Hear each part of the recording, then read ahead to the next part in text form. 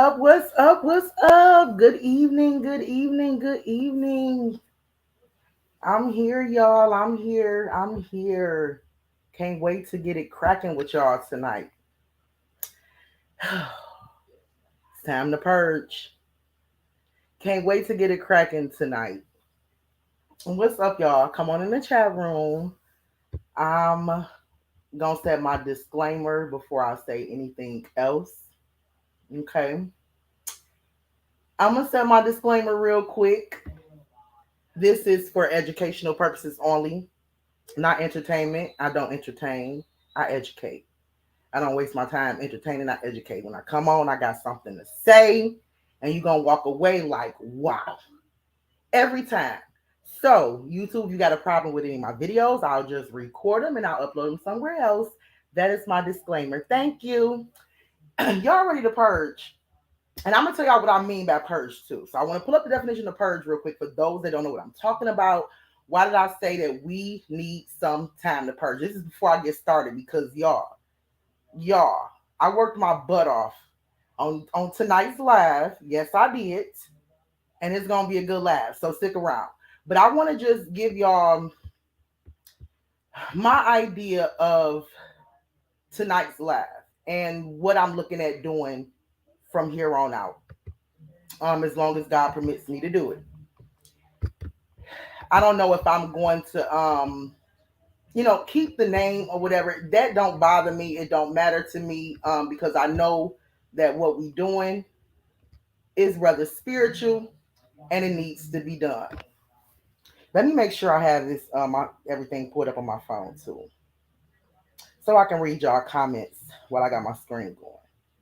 Just give me 1 second. And y'all want me to take my time tonight, trust me, because we about to get into it. But anyway, so this is what I mean to purge. To purge is to rid of someone or something of an unwanted quality, condition, or feeling. Okay. And I kind of feel at this point that the world is going mad. Okay. That the world is going mad. And it's simply because we take in so much negative energy and we don't release it. We take in so much toxic waste.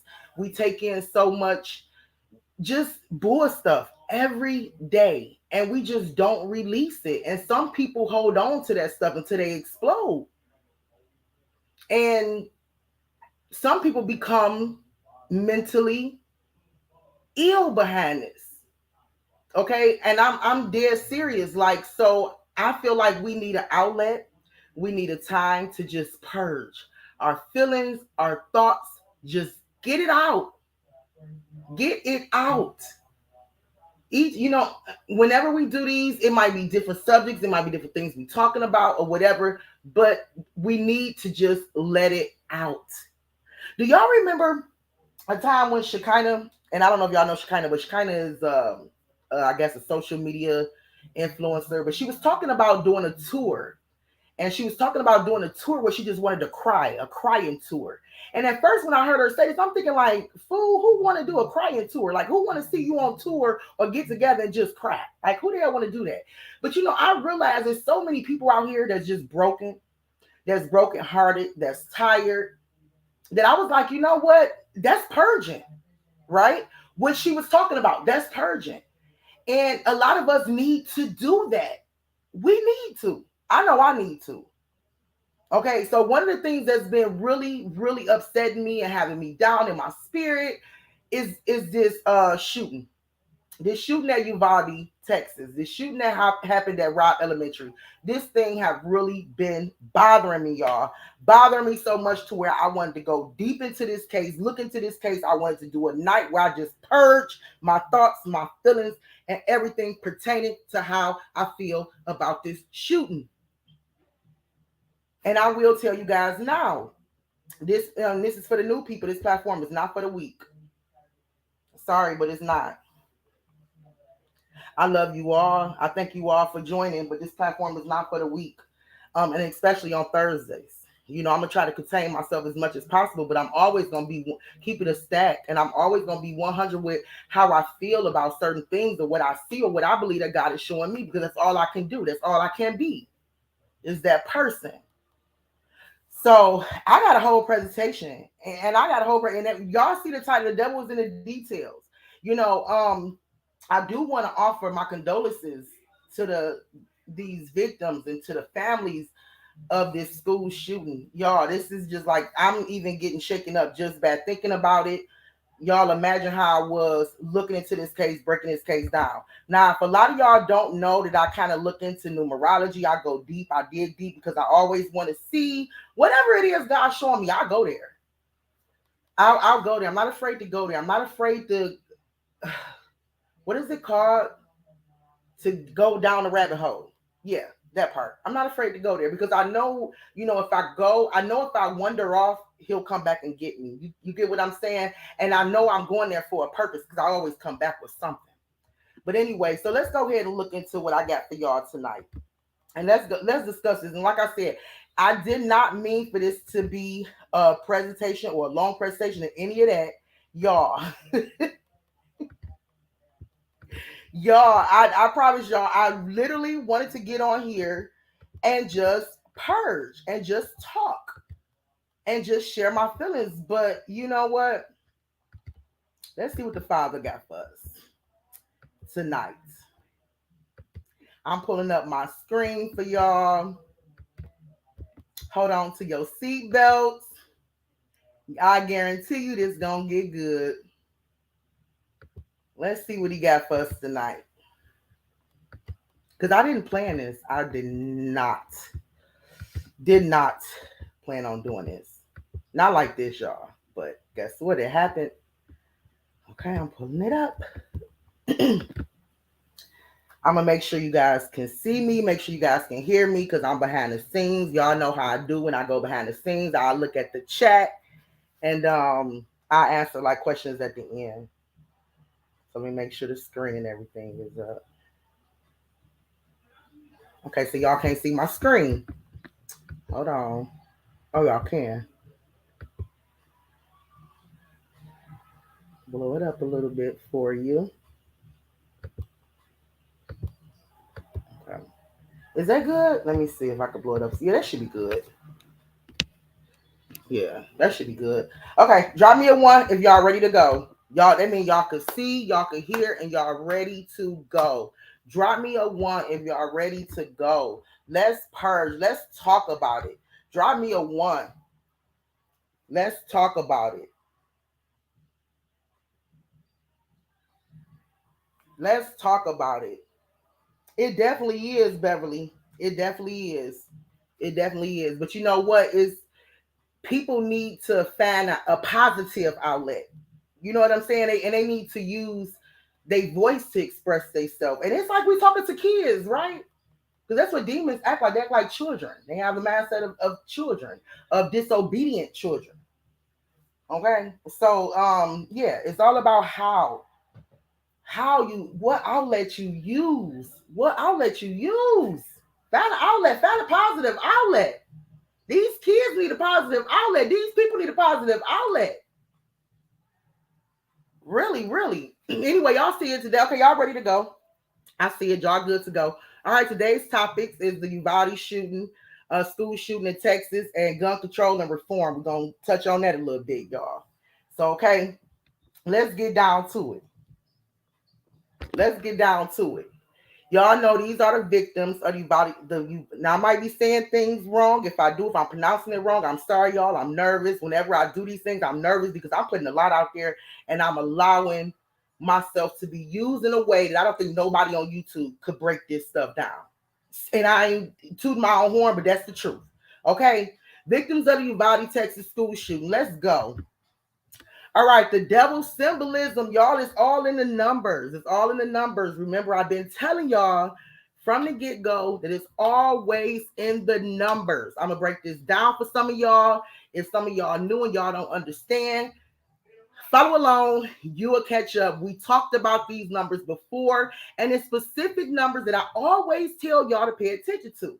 Okay, now remember 9/11. Now y'all know the numbers 9/11 because y'all take it back to the Twin Towers. Y'all take it back to September 9/11. So when y'all think about the numbers 9/11, that's what y'all think about, September 9/11. But no, 9/11 is a state of emergency.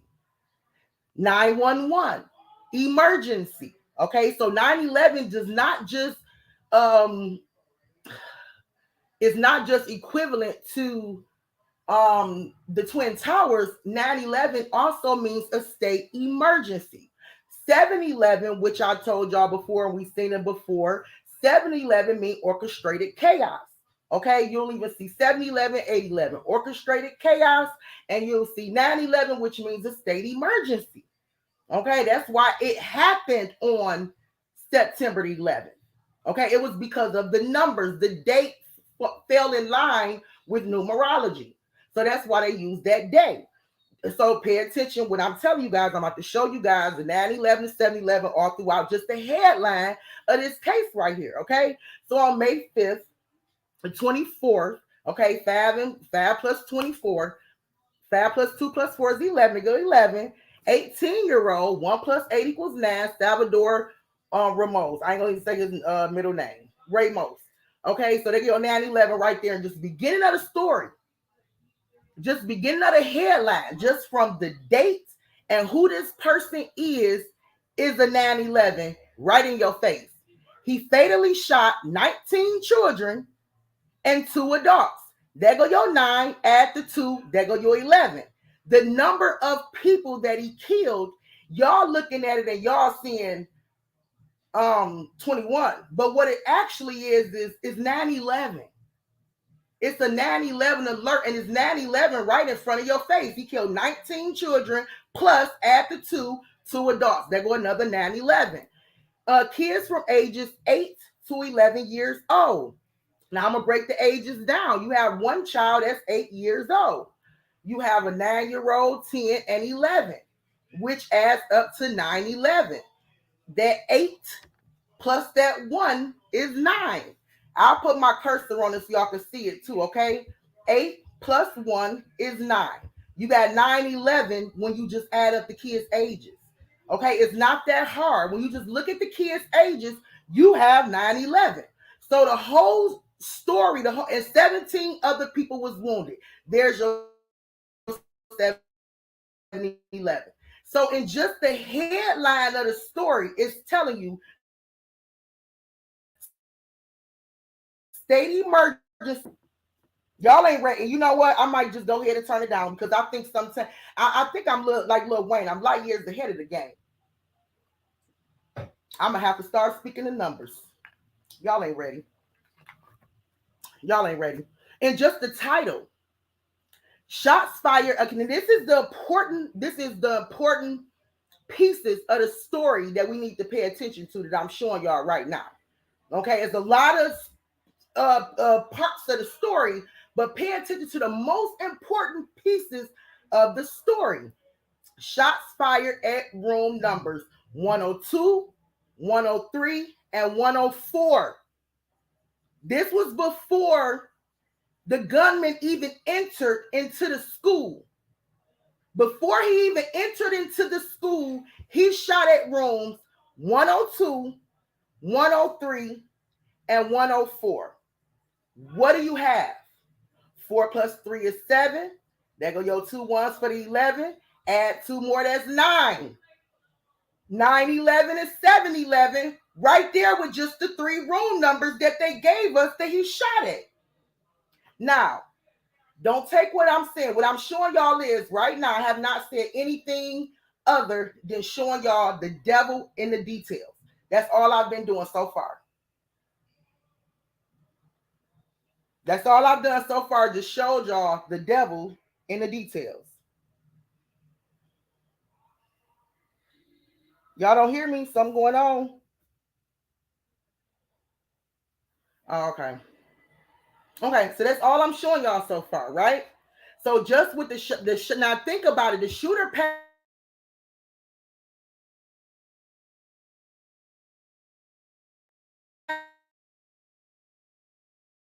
bad once you look at everything. This is how, and you guys, I'm not playing with you. This is how they think. And when I say they, I'm talking about people that orchestrate events and use numerology to predict an outcome.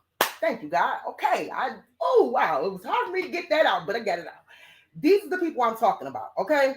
So this is how they set things up, like numbers fall in place. Numbers just have to be emotional. Whenever you see a 3 and a 7, it's so easy for me to see it at this point. Maybe for not some of y'all, but follow my cursor. Whenever I see a 3 and a 4, I'll be like, there go my 7. If I see 2, I'll be like, oh, there go the 11. I see it so clearly. And then if I see a 3 and a 4, which is 7, and I see a 2 right there, I'm like, oh, there go my 7 and my 9. My 7, 11 and my 9. I see it clearly. I see it clearly to where I've been doing this for so long, I'm programmed to just see it clearly. Okay, anyway, and I'm gonna really shock y'all. This ain't even nothing. We just scratched the surface. And I'm gonna prove to some doubters out there that this is real life that we dealing with. Shooter occupies room 111 and 112, which is a 711. Okay, 2 plus 1 plus 1 plus 1 plus 1 plus 1 is 7. And just take any of the ones, you got your 711. 711. Resulting in 19 and 2, which is your 911. All right. So the devil's symbolism in the numbers. Try to remember this, y'all. Try to remember that there's an elite group, secret society groups that communicate with numerology, with numbers. So a lot of times when I'm looking at these cases, I'll try to see, and especially even with gang members, secret societies, gang stuff like they still speak with signs, symbols, and numbers. So a lot of times I would look for that. Right. So going into this right here, and me, like I told y'all, I was upset with this whole thing. I wanted to just dig deeper into it. First thing we're going to do is always look for the devil's symbolism, look for his numbers. It's the whole book in the Bible called Numbers. Numbers is significant in the spirit realm. Do you hear me? Okay. The killer's path right here. So many questions, but we'll get back to all these questions, y'all. But what I'm trying to point out to y'all, look over here to my right. Okay, and you see the killer. This is the killer where the arrows is at right here outside the school. This is where he shot. Room 102, 102, 103, 104, 105. Did I say 102? Or no, 102, 103, 104. I'm sorry. Okay, and passed by 105, 106.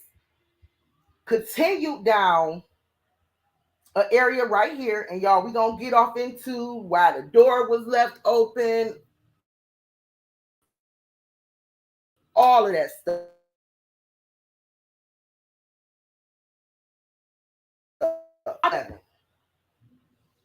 Right? And as I said to you guys, is it a coincidence that the numbers right here is 911 and 711? And is it a coincidence when looking at these numbers right here, the classroom that he chose to occupy was 711? I remember listening to one of the kids speak, or if it wasn't one of the kids speak, a reporter reported what one of the kids said. I don't remember. It was so much. But anyway, I remember hearing, okay, I should just say, I remember hearing that a child said, and drop me one of y'all heard this too. But I tried to find an article, I tried to find some kind of, find it in writing, but I couldn't. But I remember hearing that a child said it was as if he chose that room for a reason, those rooms for a reason. Do anybody remember that being mentioned? It was as if he chose those particular room or that particular room for a reason. Do anybody remember hearing that? And that was just odd to me. And it really stood out to me when he said that, when that child said that. And I said, well, did he have it? Because he had it planned out. He knew what he was going to do. He knew what he was going to do on what day. Don't believe me? Stick around. He knew what he was going to do, and he knew what he was going to do on what day. So it raises question, did he choose those particular rooms for a reason? Because I truly believe dude is just demon possessed. I truly believe he's a demonic spirit walking. And I truly believe, the devil used him in every way, shape, or form possible. But it really, I would like to hear it confirmed from the police whether or not, or investigators, whether or not he chose that particular room for a reason. And then you'll know why. I mean, everything line up. Numbers line up. Numbers talk. People lie, numbers don't. Remember that. Okay, so these are the rooms that he occupied. All right, so here's the shooting timeline. Now, when it came to the shooting, I'm not, my whole presentation is not going to be based off of numbers. Trust me, I just want to kind of get through the numbers. I want to show y'all the devil in the details. I want y'all to kind of come up with your own conclusion towards the end. Is this something that was actually orchestrated to create chaos for a particular agenda? Or is this something that just tragically happened?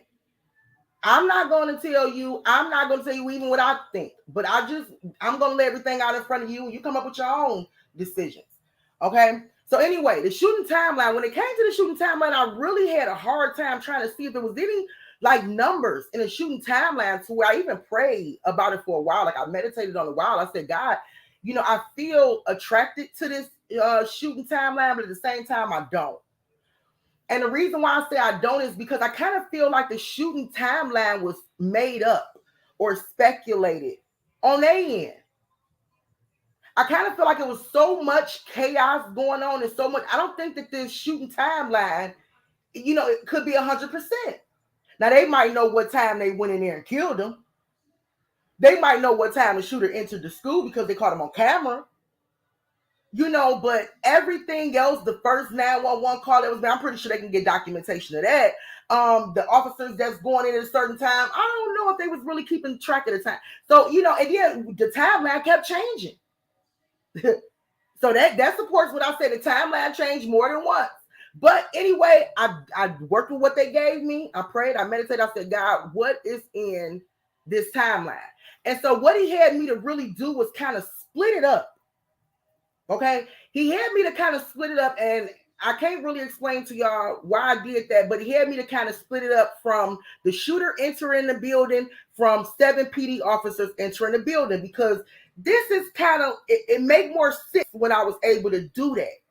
Oh, God, sometimes you got to dig, y'all. Oh, sometimes y'all got to dig. Sometimes it could be right in front of your face, and for real, you got to peel back layers like an onion. You got to peel back layers because I'm like, God, what can I do to actually see what it is I need to see? I wouldn't have never, if y'all don't believe it's God, believe it tonight. I would have never thought on my own accord, split the numbers up. It might not make sense to y'all, but it made sense to me. I would have never thought to do that had not been supervised. Okay? Anyway, shooters enter the school at 11:33, 11:35, 7 PD officers enter. Of course, it was we remember it was 3, then it was 4 that came in to join them. When the first 3 came in, 2 of them got grazed. We ain't gonna say hit, but got grazed. And they kind of like bagged off. Y'all feel like they bagged off? I kind of feel like on some scary stuff when they got grazed, they bagged off. Okay, so at one point at 11:35, just a couple minutes after the shooter walks in the door, we have 7 cops. 7 cops. I'm going to do the numerology as I go along, but I'm still painting the picture too. Just imagine. In the hall. All right, just 2 minutes after the shooter arrived. And nothing. Nothing. Whew. Anyway, let's get to the numbers. If y'all wonder how I got 9, like I said, I had what I had to do, and I hope I even remember what the hell I did. But I added the first row of numbers up on 3 plus 3 plus 1 plus 1, and I got 8. And then I added the second row of numbers up, the 8, 9, 10, and I got 10, and I get the 8 plus 1 is 9.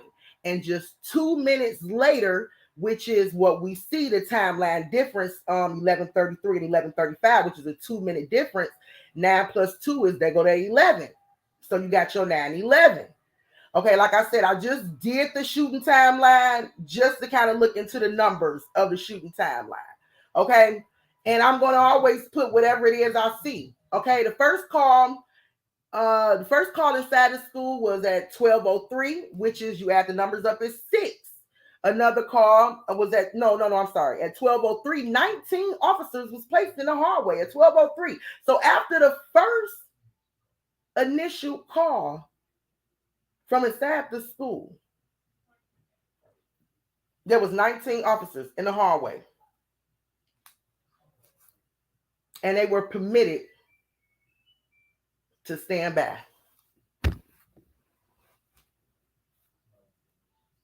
They were permitted to stand by. And I have to, y'all, sometimes take breathers as I talk about this because I'm purging right now. I'm purging right now. I have to take breathers just thinking about this. I have 11-year-old. The kids were from ages 8 to what I say 11. Okay, so I'm purging right now. Whew. 19 officers in the hallway. Anyway, the time to go up to 6. Okay, tactical team arrives at 12:15. You add up 12:15, you get 9. Which and some people want to know how I did it. I say 5 plus 7. I mean 5 plus 2 is 7, 8, 9. You know, just make it easy. You know, you'll see the 9 clear as day. Police move down the hallway. Okay, at 12:21. Now the tactical team is there. They arrive. They got shields on, all type of stuff. And they moving down the hallway at 12:21, which is 6 minutes after arriving. So there's my 6 right there, right? 666 right there if you want to see the numbers. If you care to see them. But let's talk about why the hell it took them from the time they arrived at 12:15 to 12:50 to actually open the door and kill Ramus. Now let's just be messy for a minute. Let's just talk about this. Y'all, the tactical team who came armored up, ready to go, ready to rock and roll. Listen, now I want y'all to understand this because we have to really pay attention to details and pay attention to everything and question everything. We have to. They show up at 12:15. Police in the hallway. They got 19 officers in the hallway. And these mofos is saying that they need a key to get inside the door. Have y'all ever known the police to sit around and wait to get a key to come bust in on your black ass? I'm purging right now. Don't get mad at me. I'm just asking. Have you anybody ever been in a raid? Have they ever knocked on the door, went to the owner or the landlord or your apartment office and asked for a key? I'll wait. I'm waiting to see who in this chat room gonna be 100 and say, yeah, Malika, I done been in the raid or I done seen the raid and they sure ain't come with no key. This was disturbing to me. Did anybody else ask? This was real disturbing to me. So you mean to tell me from 12:15 to when y'all finally got in there at 12:50, 40-something dang on me. You mean to tell me y'all was waiting on a key?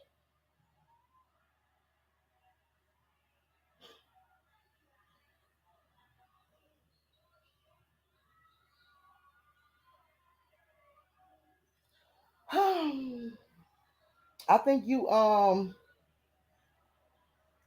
know what, Antoine Miles, that's why I don't mess with you because you sometimes you in my head.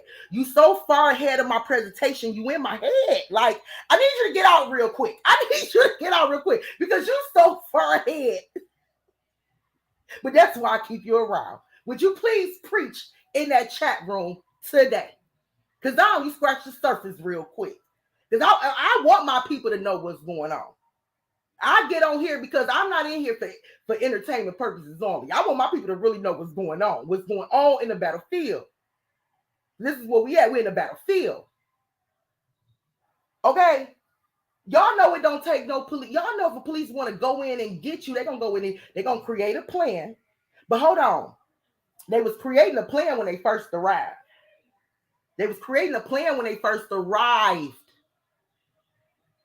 And I guess a part of their plan wasn't make sure we got a key.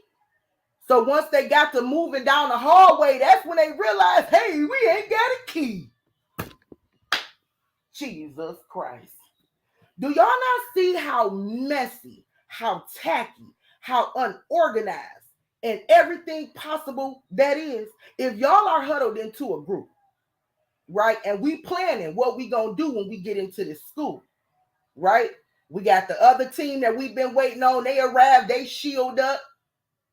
First thing we gonna discuss is we going in there and get them. Okay, we gonna knock this door down. Where y'all wait, whatever that thing is called, they be having that big steel thing. We're gonna knock that door down. We just gonna throw a smoke bomb in there, whatever. We done seen the movies before, and we gonna go in there and get them. They sitting around playing it, right? Right? But this is what we told. We told they sitting around and they planning what they gonna do. That's what they've been doing the whole time, right? So they go in and they move down the hallway 6 minutes later, right? Because it took them like 6 minutes to huddle up. They came on the scene. They talked to the officers that was there. They said, this is what we gonna do. It took them 6 minutes, which means a child could have lost their life in that 6 minutes. I'm pissed right now. A child could have lost their life in just that 6 minutes of us sitting here talking about what we gonna do. Then when we get to the secret spot, when we get to the location and we get to moving down the hallway, dog, we ain't got no keys. Guess what? Me and my crew could have did better than that. Me and my crew could have set it off. And I ain't talking about no school shooting. I'm talking about a bank robbery, setting it off way better than that. Moving way better than that. Who does that? Not come, you in a huddle, and then you come out and you break and you say, hey, how we gonna get in there?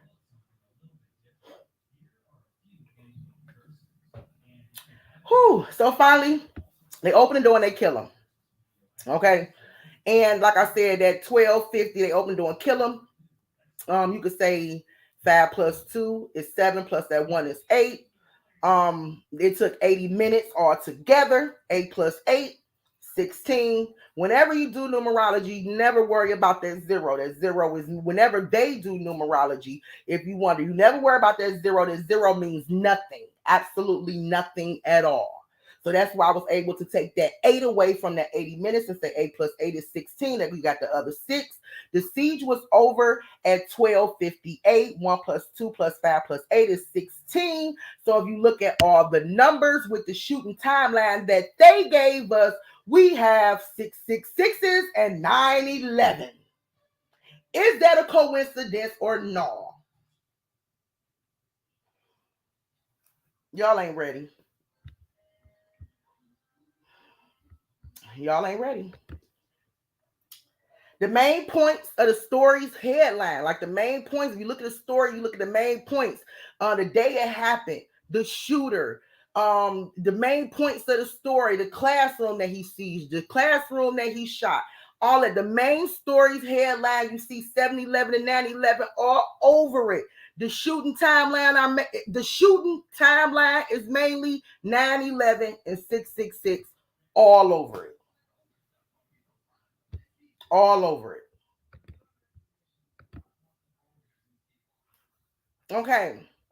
Now I got victims of Marjory Stoneman Douglas High in Parkland, Florida. Now, if you guys don't know about this, I'm going to just touch on this real quick because I'm going to show you guys how I'm not making this stuff up. The devil is actually in the details. This was a school shooting, a high school shooting that took place just recently, actually in 2018, February the 14th. February 14th is Valentine's Day, ain't it? February, I didn't even notice that. February 14th is Valentine's Day. So on Valentine's Day in 2018, it was a school called Marjory Stoneman Douglas High School in Florida, in Parkland, Florida, that got shot up. Well, not shot up, but it was a massive shooting there. Okay, so let me read y'all the headline, okay, of the story and show y'all the devil in the details. On February the 14th, 2 plus 5 equals 7. 2, because February is the second month, right? And I said plus 5 because 1 plus 4 is 5, right? Equals 7. So here go your 7-11 right here. 2018, 8 plus 2 plus 1, 11. Okay, so just the date, you got your 7-11. 19-year-old. Now here go this boy. He's 19. Wow. The other one was 18, and you could say 8 plus 1 is 9, but this one right here was already 19. So now you got your 9/11. You got your 7/11 from the day it happened, you add numbers up, and you got your 9/11 from the kid's age alone. Okay. But anyway, Nicholas opened fire on students. I'm not done. And staff at Marjorie Stoneman Douglas High School in Parkland, Florida, murdering 17 people and injuring 17 others. 7/11. Don't believe me? Look it up. And this was another massive high school shooting resulting in 17 people. Now the other one resulted in how many people dying? 19. This one resulted in how many people dying? 17. Are y'all with me?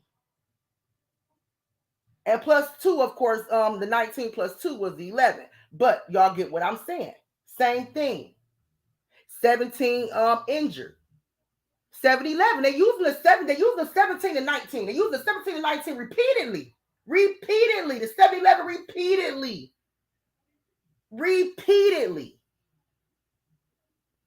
Okay, and I put a little note down at the bottom too, and maybe you guys will pay attention to it. It makes sense later. But no, it was the survivor of that shooting, of that school shooting, that joins Pittsburgh's leaders in calling for gun reform. So there was a survivor that made it out, and he joined the leaders in a political fight for gun, not just gun reform, gun control. I should have put both. Okay, so what came out of that shooting in Douglas High School, which was a horrible, another tragic incident. Like I said, I'm gonna go back one slide so you guys can see these people that died, and there was a lot of teachers as well as students that died in that shooting.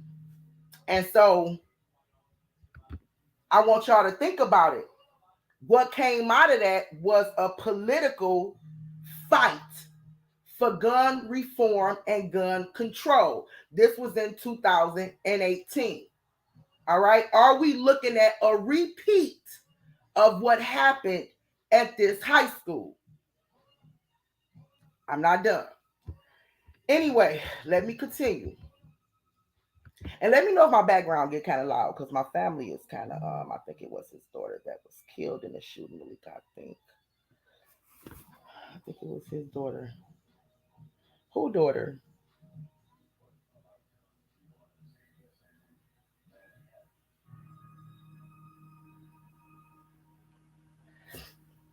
It was the officer's Mexican too, though. Okay, I don't even know what we talking about. They didn't kill the white boy. The killer, those 10 people in Buffalo had walked his craziness. Oh, y'all talking about Buffalo. I haven't even got to Buffalo. They ain't reported. I think it was his daughter that was killed in the shooting. I don't know exactly what we talking about. Yeah, I don't know exactly what we're talking about. Catch me up. The person who joined the reform group, I think it was his daughter that got killed in that shooting. Oh, okay, I hear what you're saying. I don't know, but from what I read, that he was a survivor of it. So maybe I know he was a teacher. I don't know if he was a teacher, but I know he was in the building. I don't know exactly who he was, but if his daughter got, and I didn't even really read that story too much about really, you know what? When I saw the number, when I saw everything, just reading the article, and like I said, I didn't dive too much into it. I just read a couple of articles. I was like, oh, okay, we kind of pretty much have I'm seeing a mirror, should I say. Now, and now the children are much younger, of course, because we got a high school versus the elementary school. But I was really seeing a mirror when it comes to just the massive shooting itself, and then looking at these numbers surrounding the case. So I don't know. But I know some people out there, I have seen some people out there call this case a psyop. And I really think that's a disrespect and a slap in the face to the parents that lost their children in this, because to say it's a psyop would be to actually say that the case is not real, to say it's not, to say it's basically acting. That's my idea, but I could be wrong. But my idea to say something is a psyop is actually saying is somebody acting. So me myself personally, I would think to say that would be something that's really disrespectful, and I think also way off from what we dealing with right here. But I put it in there because I have seen it mentioned and asked on other platforms. Let me just say that. But anyway, so I'm putting in here: are these events a psyop, orchestrated chaos, or neither of the two? Okay, I asked this question. Ooh. Salvador Ramos and the community of Uvalde, sorry, in a town of 20,000 residents. Who is Salvador Ramos? I'm gonna look in this chat room every so often, so I can stay in tune with what y'all see. Because I be kind of lost when I look in there. Okay, so anyway, what we learn about the town of yeah, let's just say that because I'm getting tongue twisted, keep saying it over and over. Uvalde is a city and county seat of Uvalde County, Texas, United States. The population was 15,000 at 2020 census. This is just some stuff I got from Wikipedia. Okay, Uvalde is located in Texas Hill County, 80 miles west of downtown San Antonio, 54 miles east of the Mexico United States border. All right, so basically, according to reports, now that was our Wikipedia. That was our Wikipedia breakdown. In case anybody know, where is this place on the map? That is our Wikipedia breakdown. But according to reports, I'm just going to really sum it up because this is what I really want to point out. Uvalde is a small town where everyone knows everyone. Okay, so where is that on the map? It really don't matter. But what we gain and what we learn from this town is that they put emphasis on that this is a small town where everybody know everybody. Did y'all not hear that? If y'all heard it, drop me a 1. Everybody should have heard them put emphasis on everybody here know everybody. Everybody, we're pretty much a close-knit community because we're such a small community, right? If it was a small and close-knit community town, I'm wondering how many of the residents knew Salvador Ramos. I'm wondering how many residents in that town, in that county, knew this young man. How many of y'all in this county, in this town, knew this young man? Because y'all have a close-knit town. How many of y'all knew his family? How many of y'all knew his mom? How many of y'all knew his grandma? Y'all know everybody knows everybody, right? I even heard a doctor even say, we felt so close to these kids because we know them. Everybody here knows everybody. So that would mean that the doctors in the neighborhood, in the community, even know Salvador Ramos, right? That would mean neighbors, friends, people around the neighborhood should know this kid, right? Y'all such close to the neighborhood. Y'all know him. Y'all know the family, right? Okay, let's break this down. Who is Salvador Ramos? He was born the 16th of May, 2004, age 18. Now, if you want to look deep into his birthday, we can do that. Okay? Oh, now let me see what I found with his birthday. 5/9. Okay, so his birthday is May. He was born in May, which is 5 in 2004. 5 plus 4 is 9, plus 2 is 11. So he got 9/11 in his birthday, and he was born on the 16th. 6 plus 1 is 7. So to do birthday, okay, if y'all just didn't see what I did, his birthday is 7/11 and 9/11. Okay, 6 plus 1 is 7. May, which is the 5th month. Now we got the 7 right here, right? May, which is the 5th month, plus 4, right, is 9. So you got your 7 and you got your 9. You add the 2 to the 9, you got the 11. You add this 2 to the 7, you got a 9. Either way it go, you got 7/11. It's like a double way. You got 7/11. So his date of birth, he would have been, and why does that matter? Because what you have to understand is if it is an orchestrated chaos, everything have to make sense. And a planned agenda, everything have to make sense and lined up. So according to his birthday, according to just his birthday alone, you got 7-11 and 9-11. Okay. But anyway, he was born in North Dakota, grew up in Uvalde community. Now that's what we do know, right? They told us that. They told us that he was born in North Dakota, and they told us that he grew up in a Uvalde community. They told us that he went to Uvalde High School, but they never told us what elementary school.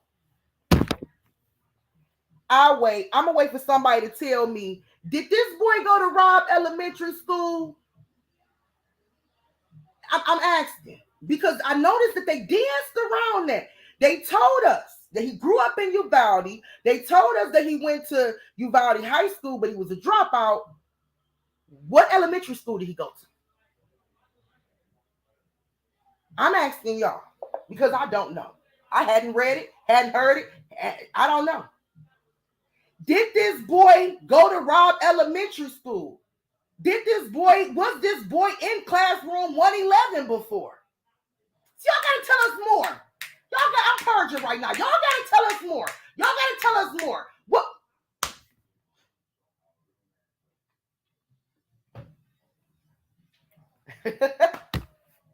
Y'all gotta tell us more. This is one thing I just noticed. You didn't mention what elementary school he went to. Because it seems to me he walked his butt around there like he knew where he was going. He walked right around there, hopped that fence, and walked right through that back door like he knew where he was going. And passed other classrooms to occupy the classrooms he occupied. Or other rooms.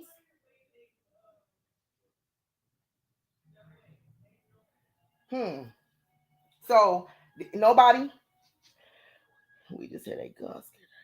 Nobody heard anything about whether or not, and I think that's crucial information, right?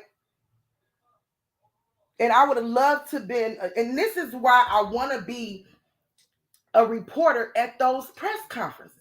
They don't be asking the right questions. That's how I know that they are told what questions they can ask and what questions they can't ask. Or they get shut down and the thing get edited and audited, all type of stuff. But one thing I know for sure, they don't be asking all the right questions. Because when they were speaking, and I did not hear one of them say, hey, did he go to Robb? He ever went to Robb Elementary School? Do you think he know them teachers that he killed? Do you think that they were ever his teachers? They both was teachers for over 20 years. I'm just saying. They don't ask the right questions. Was he a student there? I don't know. I think it's an interesting find or discovery, even if it ain't. I want to know. What elementary school did he go to? And why? And if he was bullied, listen, y'all, we're going to call this bull stuff out. We're going to call it exactly what it is, okay? If he was bullied as a child or bullied in school, okay, as a kid or growing up or whatever, didn't have no friends as a kid growing up, and he planned to attack an elementary school, why not attack the elementary school that he went to and attack the kids that bullied him? Y'all ain't trying to make it make sense. Make it make sense. Now, he planning on attacking the school, right? If he didn't go to Robb Elementary School, why he ain't attack the school that he went to? Hell, if he went to the high school and the high school bullied him to where he dropped out, why he ain't go to the high school? I'm not saying I'm just asking questions, right? I'm just asking questions. Why them babies? Why he didn't pick on somebody his own size? Why he ain't go after the bullies that was bullying him? You got to ask yourself these questions because I'm trying to figure out, is this a planned agenda or is it something that just happened? So you have to make it make sense for me.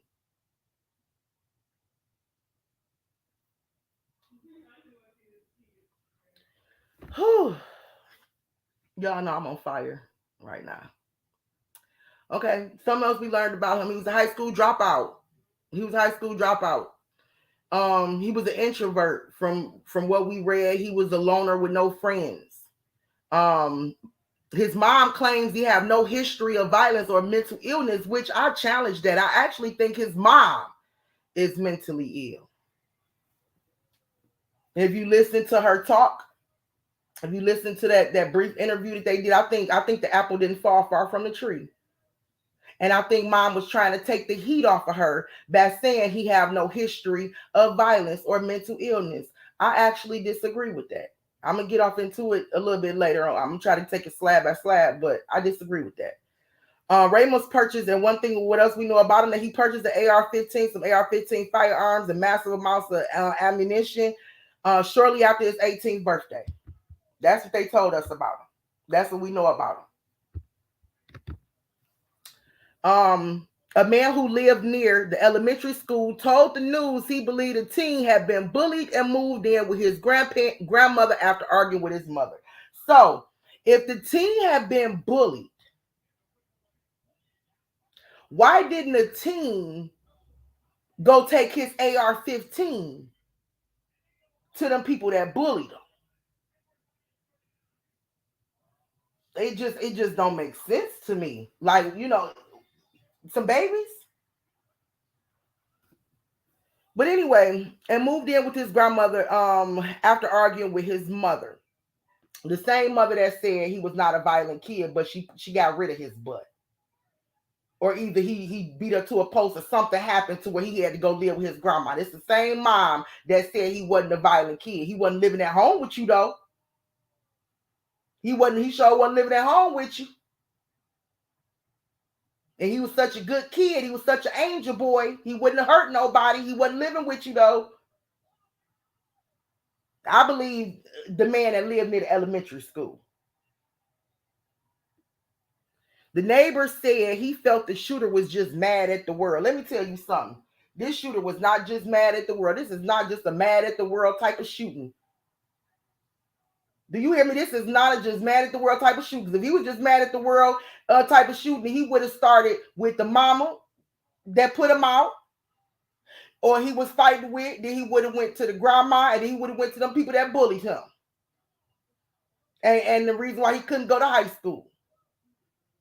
What the hell was he mad at them kids for? And them teachers.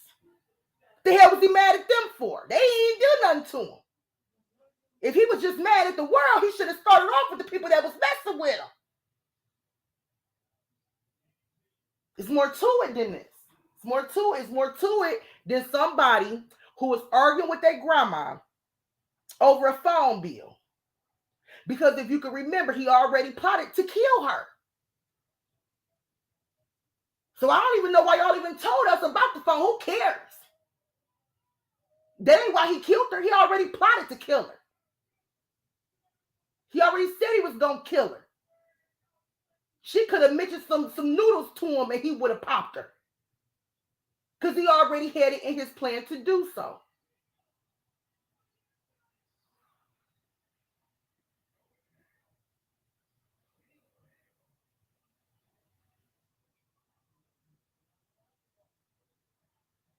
I think he purposely wanted to get a reaction. I totally agree with you. I don't know if I'm jumping ahead of myself, but I'm going to say this. I totally agree with you. He literally set everything in place and told people, oh, you going to know my name. You going to know who I am. He totally was doing this. And I hate to say the word clout, but this is the biggest clout I ever seen in my life. He totally wanted a reaction. He totally wanted recognition because he put it out there. He told him he was going to do it. And he called himself the biggest op. Was it the biggest op? I might be jumping the gun. I'm going to get to that screen. But he named himself like the biggest op. So he, in his mind, wanted to be an enemy of the state. He wanted to be an enemy of the state. He wanted the shine and the attention that he never got the whole time. Look, let me tell y'all something. Okay. This kid, according to the people that knew him, I'm going to say he was an introvert. A loner. He didn't have no friends. He didn't have maybe a social life or whatever. But let me tell y'all, some introverts are that way because That's just their human nature. They really not into the party scene. They really not into, going out. They really, it could be out of fear of going out, things like that, right? And then you have some who you have to go in that room and check on. If y'all get, hey, Ken, you all right in there? I'm just saying, are you okay? You ain't been out the room. I ain't heard from you. I ain't seen you. Ain't nobody talk to you in 3-4 days. You ain't in there building no bomb, is you? Some of them you have to go in there and check on, because some of them are that way because they feel invincible. I can never say that word right. They feel invincible. Some people are introverts because they feel invincible. Do y'all hear me?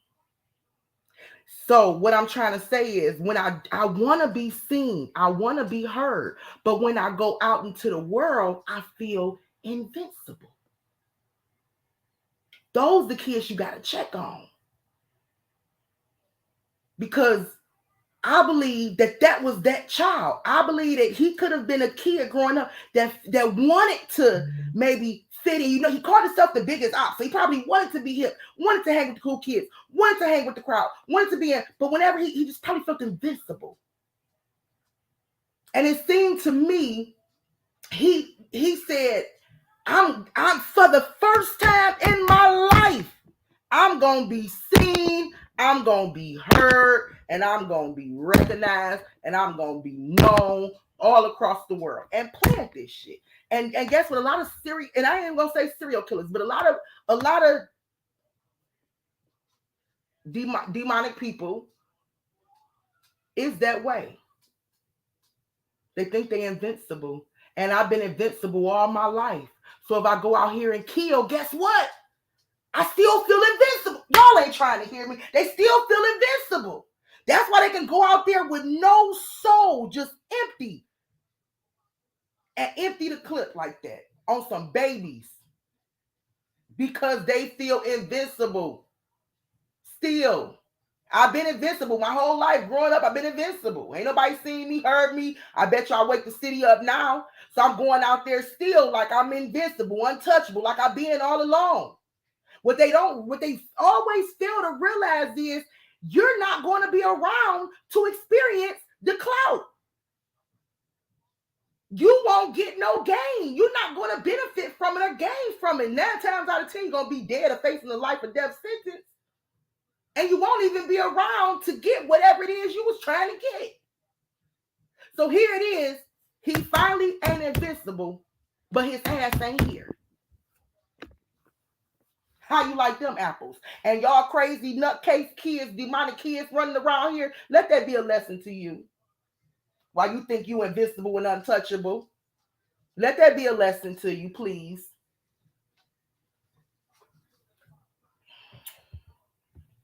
Uvalde resident Hope Luna told the news reporter that her daughter's boyfriend grew up with him.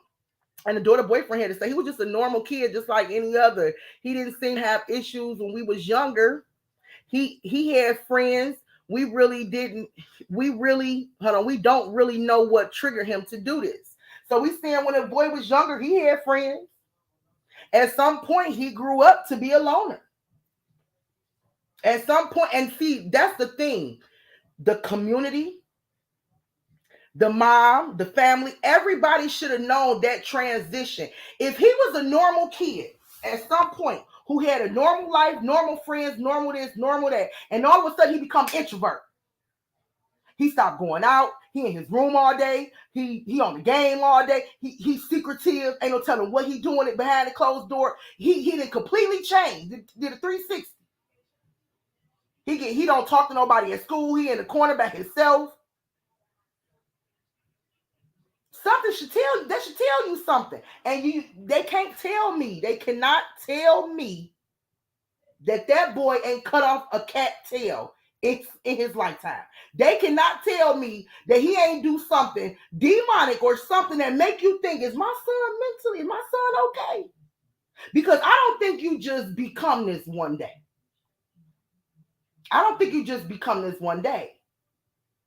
I I think it's a developmental stage. Like you development, just like we develop more spiritually and more better and more stronger in God, they develop more evil and more wicked. You cannot tell me that this boy, well, he was a follower of Jesus Christ, and he woke up one day and he said, I'm just going to transition. No, he was developing from a child to an adult. He was developing into a monster. And you're not going to sit up here and tell me that this boy didn't have no mental issues. You cannot sit up here and tell me that boy didn't throw his mama cat against the wall or do something that make her think, are you okay, son? Did he break all the heads off his toys when he was a kid? You can't tell me it wasn't no red flags. You can't tell me that. You develop. You grow and you develop. Regardless to what, if y'all want to develop or not, you could be developing slow, but you're developing. You being influenced by everything around you, subconsciously and consciously. You are being influenced. You even being in my lab right now, you are being influenced, and you are developing. Whether you choose to develop slowly, you are developing for surely. You're going to develop to be a more evil person or a more sweetheart person, but you develop it into something. And we see what he developed into. Can't nobody tell me he just woke up one day and said, I'm going to be a mass murderer and kill my own grandma or shoot her in the head. I'm sorry, not kill her, but shoot her. Can't nobody tell me that. We don't really know what triggered him to do this. That devil, I'll tell you what triggered him. Okay, what I'm going to do real quick, let me go back. I'm going to click on this article because I want to kind of talk about the social media friend who he spoke with on this. I don't know if I'm pronouncing it right, but Yobo. And we're going to kind of talk about Yobo a little bit, y'all, because I don't even think that this app should have even been up. It shouldn't have been up. But before I jump the gun, I'm going to read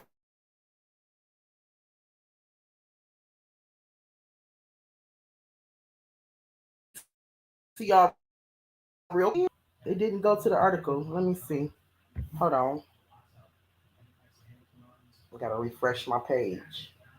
Did it go to the article? Nope, it didn't go to the article. Let me see. It didn't go to the article.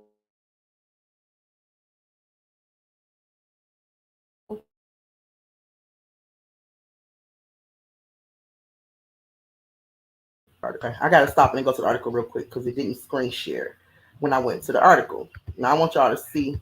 We're gonna look at this article real quick. This kid, let me tell y'all something about these features and about these apps and about the algorithm of these apps and the do's and the don'ts and what you can say and what you can't say and what they the keywords they got in there, things that you can say and can't say, and if they got that censored for adults on adult type platforms, why the hell they ain't got that censored on this platform? They should have been censored. That boy, the stuff that he was seeing, I'm pulling it up while I'm talking to y'all. From my understanding, his account was being reported from several different kids, right? But it seems to me that this would be, and I'm just gonna say it like this.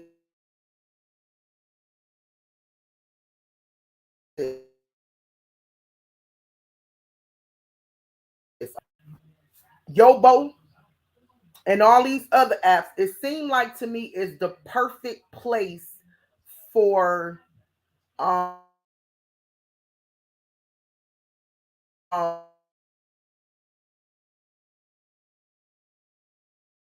kids.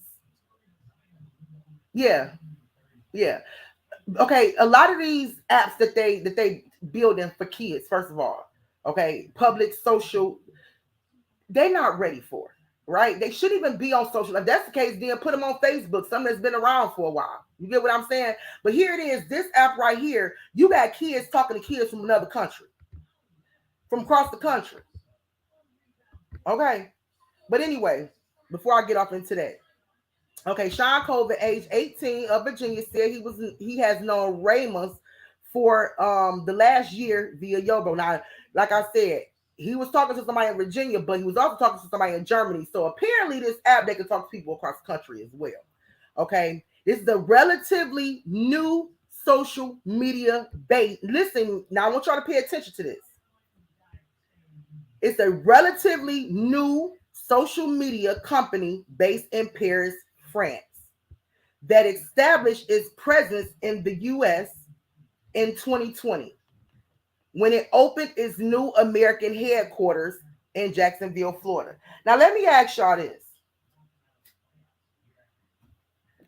Why did this platform needed to expand to the U.S.?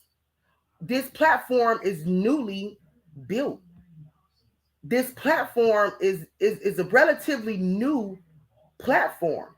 Why did this platform needed to be expanded to the U.S.? I'm not understanding. I don't know. Do they got a Facebook in the U.S., Facebook in Germany, Twitter in Germany? Why did it have to be expanded to the U.S. and open up a whole headquarters? The company ain't even that booming yet. It ain't even that big yet. It ain't like it's $1 million company. It's fairly new. I'm pretty sure they don't got that many users. And the users they do have on there are kids. So how are they making their money? What is the kids buying? What is they paying for? What is that? I'm not getting it. But this company is so invested in they agenda. They expanded their services before all of this happened to the U.S. Anyway, the kids say we talk on a daily basis. According to his website, Yobo has a global community of 40 million young people. Oh, I didn't know it was 40 million. I spoke too soon, y'all. It's 40 million young people on this site. Lord have mercy. I did not see that. A global community of 40 million. That's a lot of kids. That's a lot of young people on one website. Jesus. And most adults don't even know about this site. Anyway, who socialize through live streams, chatting, games, whatever. Yobo is a space where anyone can belong. Okay, so basically it's a place where we accept all weirdos and everything. And so because we accept all weirdos, I'm wondering how is they spam in they algorithms, they keywords, how do they have all that stuff set up? You know what I'm saying? Like, I'm really wondering how they had that stuff set up. Anyway, Colvin stated that he doesn't know Ramus. He don't know how he found him on Yubo a year ago. So Ramus been on Yubo for a whole year, right? Keep that in mind. He's been on this with this site. Okay, we got to make everything make sense. He been on this site that just expanded in 2020 to the U.S. Okay, and somehow he heard about it, and he been on this site for a whole year. Before any shooting, anything took place, he been on this site for a whole year. Apparently, talking to people or making friends on this site, should we say. Okay. So anyway, he met him a year ago. Anyway, they got to talking. They became friends. He was certain it was the same person in the video, whatever. Coben described Ramus as an angry person who was always arguing with people, but at other times appeared emotionless. So here he was on this site for a whole year. Listen, y'all, creating drama. He on this for a whole year. He on this site arguing with people, all type of stuff, right? To where people had even reported this page. Okay, nothing for a whole year. When people argue with him, he always says stuff like, you know who I am, you'll know what I did, you'll remember my name. So this was like, he been talking this stuff for like a year. I ain't gonna say he been planning this thing for, but he said like he been on here, he met this dude a year ago. And he was on there getting into it with people making threats and stuff like that. But this site that's catered to children, to young teens, did not deactivate his page. They did not deactivate his page. What the hell is really going on, y'all? Huh? What is really going on? What is really going on? Is this a place where y'all get these mental ill kids from and use them for y'all agenda? There, I said it. I said it. I couldn't wait. I just couldn't wait. I just couldn't wait. I just couldn't wait because I'm trying to figure out some people. Okay, think about it, y'all. Y'all been following me. A lot of y'all been following me since KJ case, right? A lot of y'all can't remember. Okay, let me just say this for an example. Okay, I got a friend who every time she want to be politically correct or every time she want to speak the gospel and get to arguing with Hebrews and stuff on Facebook, I don't know if she listening. I'm going somewhere with this. But every time she want to voice and use her words, voice her concern, or use her words and voice stuff, that girl get kicked off of Facebook. She get blocked. Her page get down. When I'm telling you, they come after her. She laying in Facebook jail. Next thing you know, she be gone for a few weeks off Facebook. Next thing you know, she be in Facebook jail for a month. They always on her case. If y'all can think about times when we searched and looked into other cases and looked into other people, right? Y'all, we just seen young people with AR-15s. We just seen young people promoting drugs and even selling them. We didn't seen young people promoting coochie and stuff and even selling it. Am I lying? And here it is. You got a girl on here being politically correct and she get to Facebook jail once a month.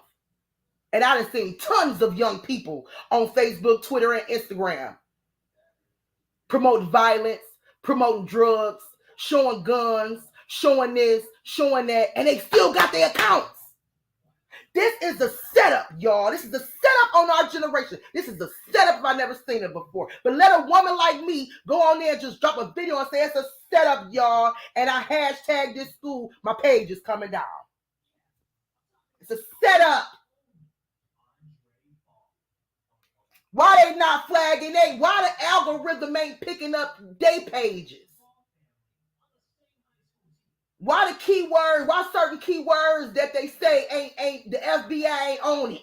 I ain't trying to get the people rated. I'm just saying they can do dirt right on social media, right? Because you know they being. Well, come on, now you know these people see them. You know these people see them. You know they watch them. You know they know, right? Don't believe it. They don't. Don't you for once believe that they don't. If they know that my girl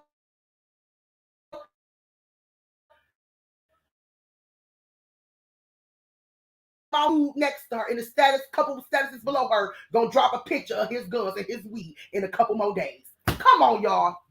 It's a setup.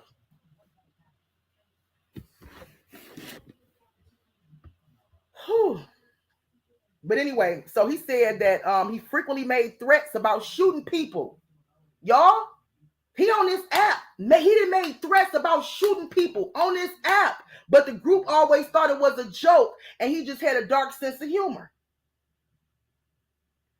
Okay, so of course the news reached out to Yobo and asked if Ramos had ever been reported for violating the company's content guidelines and whether Yobo had ever taken actions against Ramos' account. Now they did a big statement regarding to this, and it really is just kind of like, come on now,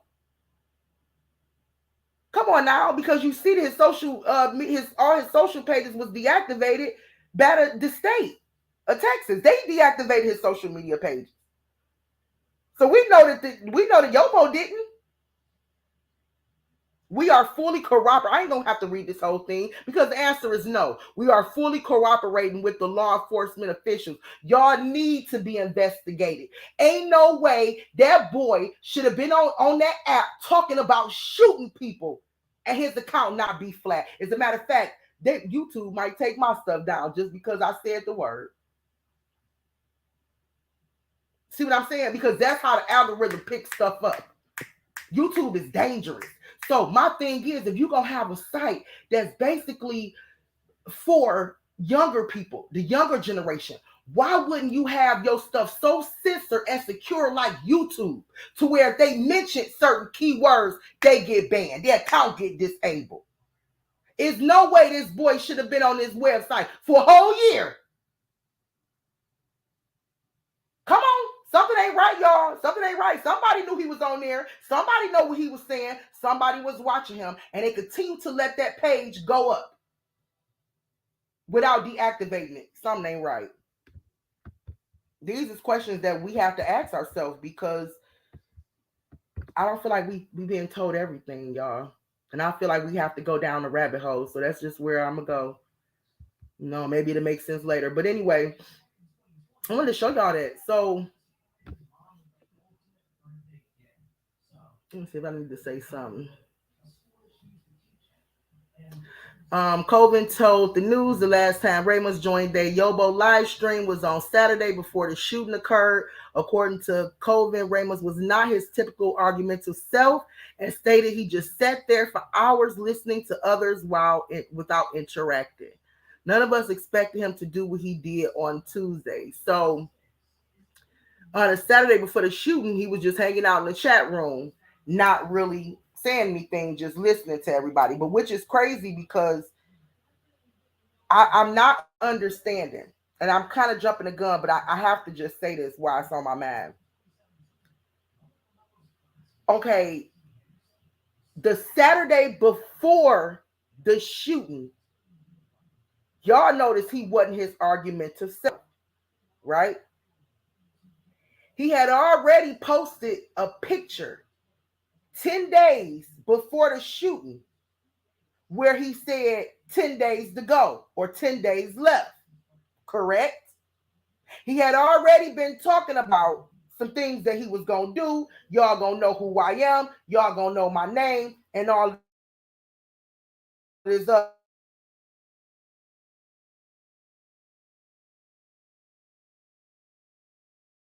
days, whatever he said. And somebody said, well, you going to shoot up at elementary school? Why they say that? I don't know. Because evidently he must have told them that stuff before, right? So he said, no, that's dumb. Like, why would you ask me that? Or some stuff. Don't ask me no dumb questions. Some stuff he said. Anyway, so here it is. Now, I'm thinking about a group of social media friends. I'm thinking about all of us in the clubhouse together. Now, Kanisha, you've been talking crazy as hell them last few days, right? Kanisha, you've been talking real crazy. And I ain't know whether or not to believe you, but you've been talking crazy, right? And here it is, we all on live and you silent as hell. So I'm trying to figure out what's going on in your mind. Because you ain't acting like yourself. You quiet. You okay? You all right? Nobody said to him, you okay? You good? This is a group that we've been kicking it. We come here and go like whatever. You good? No, nothing went off. No alarms, no triggers, no nothing. Oh, this nigga silent. Maybe, you know what I'm saying? He been talking crazy lately. I'm just saying, y'all. I'm just saying.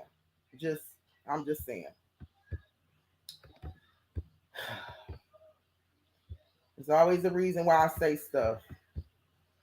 Pull up the presentation again. There's always a reason why I say stuff.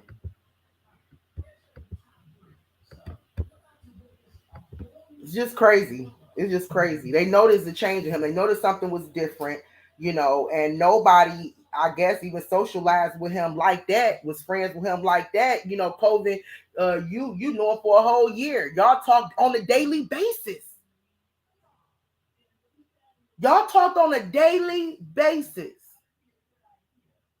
And you didn't believe this boy when he said he was going to do something. You didn't take his silence as a sign that something might be going on with him. Okay. We got to do better, y'all. We do. And we got to teach our kids better.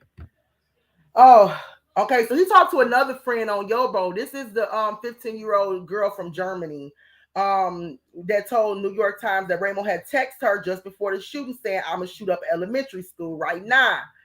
A teenager who is only referred to as Cece told the newspaper that she received a message immediately after another one at 11:21 in which the suspect texted her, I just shot my grandma in her head. She said that she met Raymond several weeks ago on the live stream app and that he video messaged her from a gun shop earlier in the month. She said she just met him several weeks ago, but that he messaged her earlier in the month. Oh, okay, earlier in the month, where he said he was buying an AR-15 rifle. Cece says that she did not raise the alarm, but when the news broke of the massacre broke, she told a friend to contact the authorities on her behalf.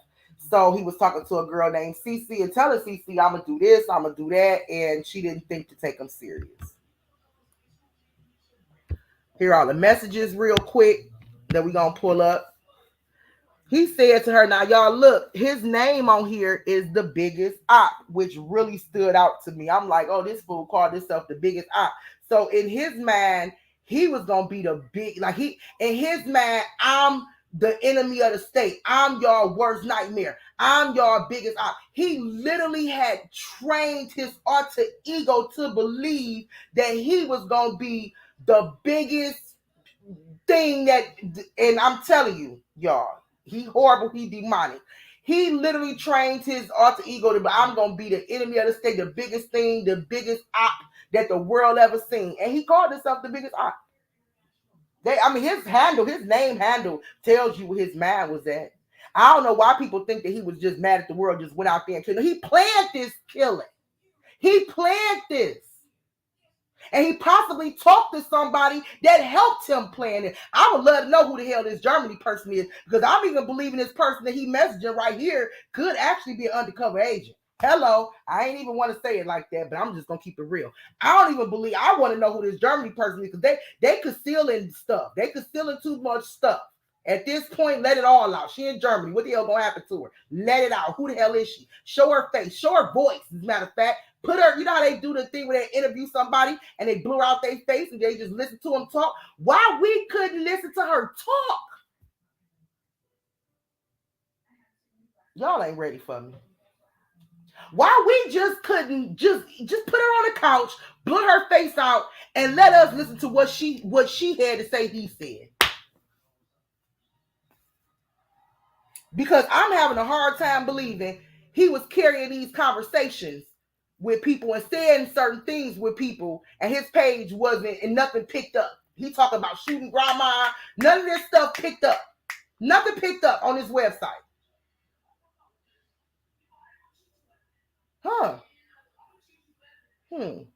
He planned this, y'all. He was planning this stuff. He named himself the biggest op. That tell you right there. That show you right there where his mindset was at. He was making himself the enemy of the state. He said, you gonna repost my gun picture. She claims she don't even really know him like that. She like, what? She like, what your guns got to do with me? He like, and listen, this is why I also think that this is not a real, I don't know. This is the way my mind operates. When that person came back and say, what your guns got to do with me? It's kind of like they was ridding themselves of any responsibility that this fool do. Like, in case this fool do something, I ain't got no responsibility to whatever. So while we texting, I ain't no fool. As long as we texting, I'm gonna tell you, I don't know what you're talking about. Now, I ain't gonna tell her what they was saying when they live streaming, they streaming, and all the other stuff. But when we texting, what your girls got to do with me? Sound like a smart kitty, don't it? But anyway, I just wanted to tag you. I'm so confused. Now they playing dumb. But he been talking to you for weeks, for several weeks. We got confused real quick. What? For several weeks you've been talking to a lunatic. Now all of a sudden he tagged you in your guns and you're confused.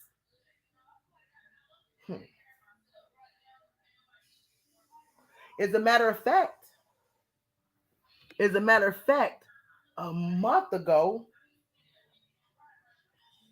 he FaceTimed you. Ain't that what we just read? While he was buying the guns. Wait a minute. Hold the hell on. Or was that somebody else? No, that was her. That was this person right here. Yeah, let me go back one more slide. Because I just peeked out something. I just peeked out something. Hold on.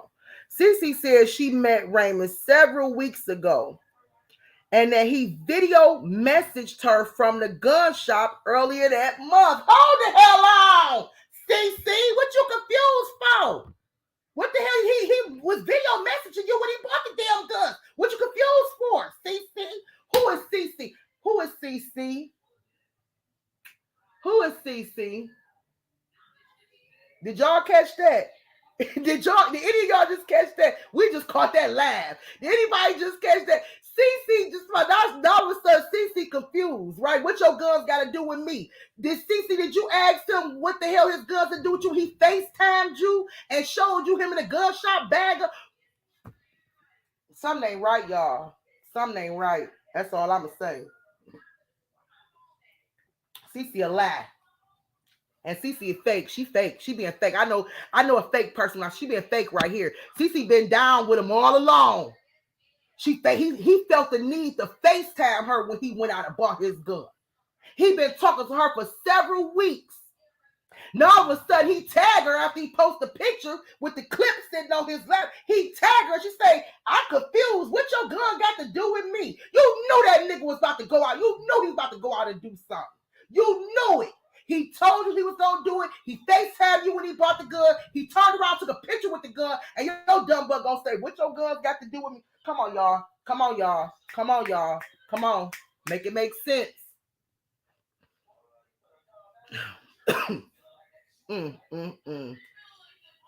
So she said, "But why?" He said, "Be grateful I tagged you. Be grateful. Be grateful." Why did he feel like she needed to be grateful? I tagged you in her. So basically, I F's with you like that. And you need to be grateful that I even F with you like that. And I even told you the stuff that I told you. Y'all ain't ready for this. CC in on this shit too. CC knew about this. CC knew about this, G Money. CC knew about this, G Money. She knew about what was up. She knew what was up. He, or whoever the hell had behind that CC account. Because CC could be any dang old body. For real. For real. And now all of a sudden, CC saying, no, it's just scary for real. CC scared out her mind now. So if you scared now, CC, okay. So he done told CC he about to shoot some people. He told CC all type of stuff. Ain't no telling what he done told CC in the weeks that he talked to her, right? He FaceTimed CC when he went to go buy the guns, right? So at this point, CC saying it's scary.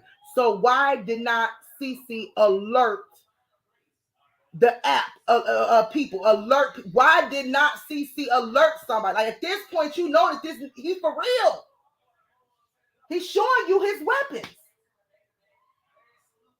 He telling y'all, hey, everybody gonna know what I'm gonna do. I'm just, oh my God. Whew. I'm purging y'all. I'm so angry. I'm so angry. She said, I barely know you. And she made it a point to say that in that text, didn't she? See, I'm saying CC ain't slick. CC made it a point to say, I barely know you. CC made it a point to say, because CC probably knew one day these messages was going to float up. CC made sure she said, why you showing me? What your guns got to do with me? I'm confused. I barely even know you. I'm confused as to why you've been talking to this fool for weeks and even FaceTiming while you at the gun shop. I'm confused off of that. And then turn around and say, I barely even know you like that. Stop calling me. It look like something about to go down. And I don't want to trace it back to me. Click. Let me know if my background being loud. My family just having the most of fun. They having the most of fun without me. They will do that too. And be like, you just catch up when you can. Okay, but anyway, he said, I'm about to. She said, what? About to what? Good morning. And he said, I'll tell you before 11. So evidently, it's 7 o'clock in the morning. Evidently, he feel close enough to CC to kind of keep up with her and to say good morning. I'm thinking that they might even have like a little boyfriend and girlfriend little relationship thing going on. At least he might have thought they did. And CC the whole time could have been an agent. The whole time could have been an agent watching and staying the whole dang on time. Ain't no telling. Ain't no telling who the hell CC is because we ain't even get an interview from CC with a blurred face on the couch. And they could just do anybody like that, to tell you the truth. If they wanted to, they could just. I just seen them do that before too. But We ain't get that this time, y'all. We got just the CC and we got to figure out the rest. Okay. All right. So anyway, and that's the end of that conversation. But we know right before the shooting, he said, I'm gonna do something to her right now. Talk about his grandma. Oh my God, she's on the phone with AT&T about my phone. It's annoying. What? I just shot my grandma in her head. I'm gonna go shoot up an elementary school right now. Now remember, y'all, he actually told Cece right before. Oh God, he actually told Cece right before. I'm trying to see what's going on in my house. Hold on, y'all. Hold on. Let me see what's going on in my house. My kids is hold on.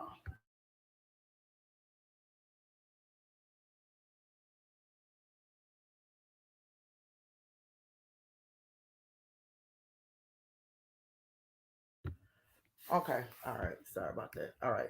I forgot where I was at. Okay, so remember that at 7 o'clock that morning, he had already told her, I'll let you, I'm about to do something, and I'll let you know, I'll tell you before 11 o'clock. So he had already knew it. So the whole thing about grandma's annoying me at AT&T and all this stuff right there. Let me see. Is this a time right here? Is that a time?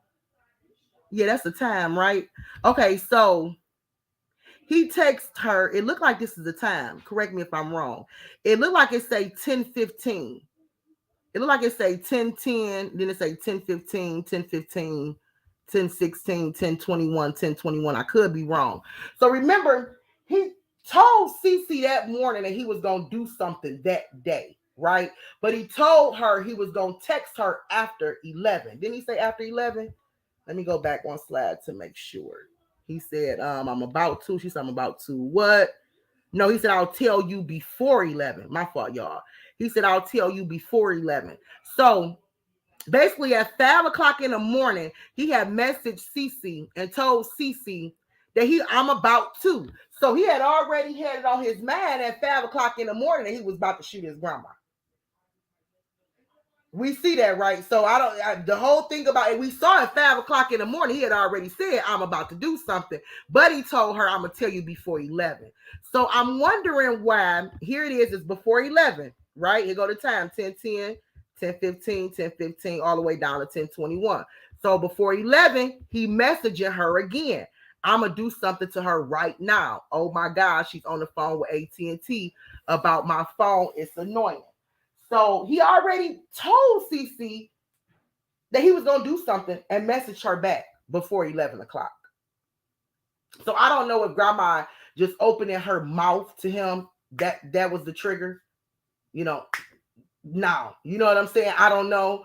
Or if that even, I don't, if he needed that as a motive to kill, I don't know, to try to kill her. I don't know. But he had already planned this. He already planned it. And remember, he had also posted, like I said before, it say 10 more days, he wrote. And somebody asked him, are you going to shoot up a school or something?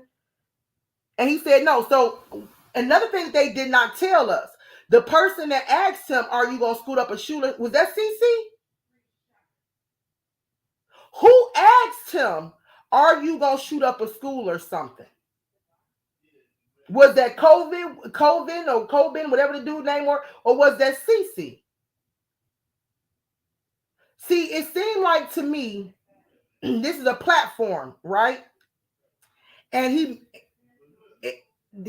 wrote on the platform 10 more days, showed a picture. Another picture was a gun, all of this stuff. Somebody asked him in the comments, are you going to shoot up a school or something?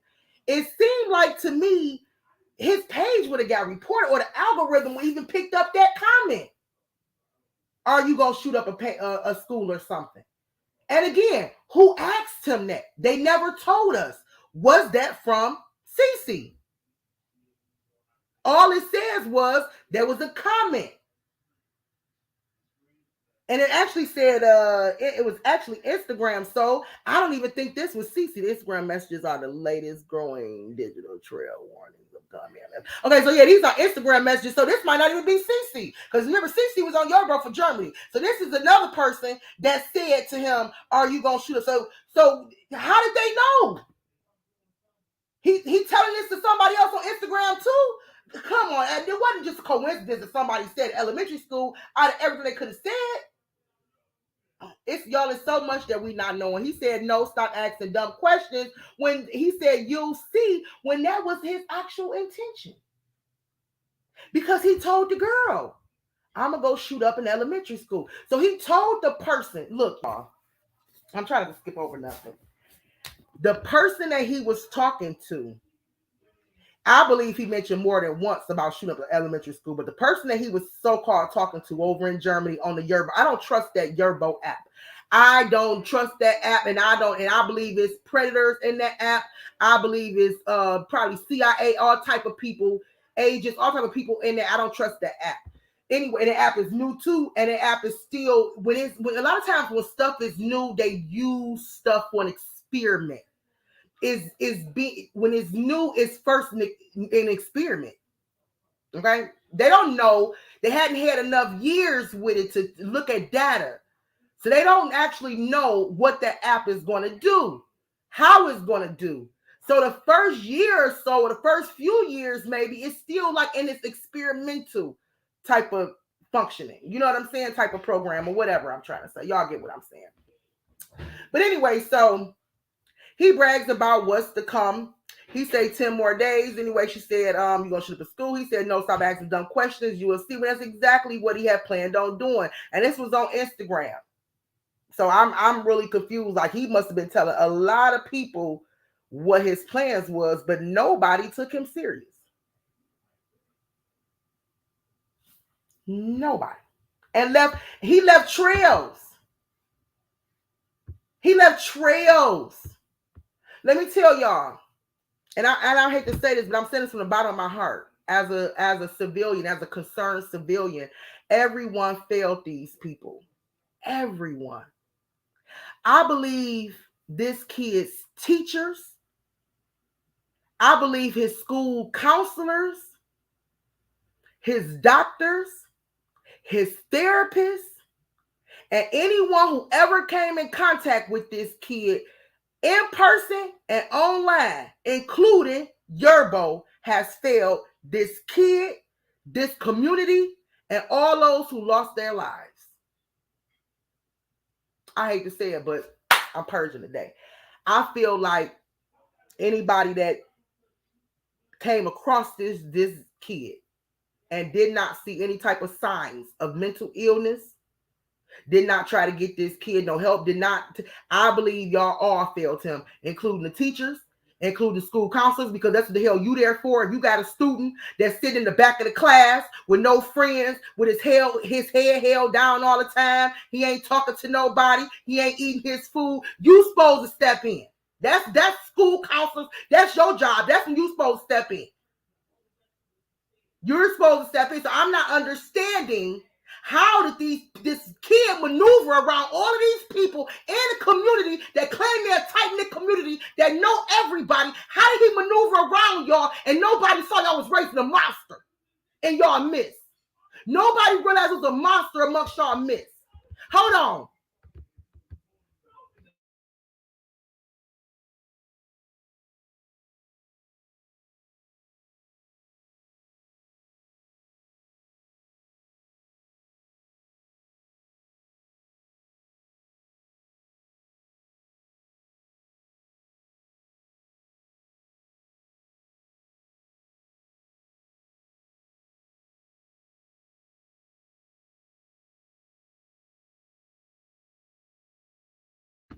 Okay, I had to deal with some stuff in the house. All right. I'll read the comments real quick. Nope, the granny didn't die. She's still alive.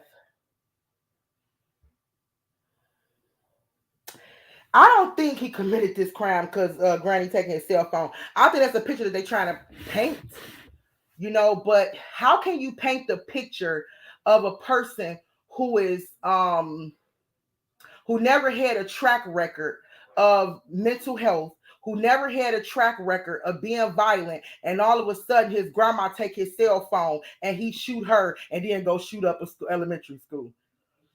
The narrative that they paint, the picture they paint don't even make sense. That's what made me say too, like it's more to it than what y'all saying. And there's a lot of people and things being like not really being covered up, but not being presented to us, not being shared with the public. And so that's irritating. But let me hurry up and get through this because I know my family need me. So this is just some pictures that I thought we might have to use later on, but we probably not. I think everybody have seen this picture of the shooter entering inside this sad door. Okay. And this is in case we need this overview of, and let me just kind of go through this overview real quick, just for those that don't know. You should have seen it a million times, but we have the gunman crashing his truck. He fires into the school from right along here and ducking and dodging in between.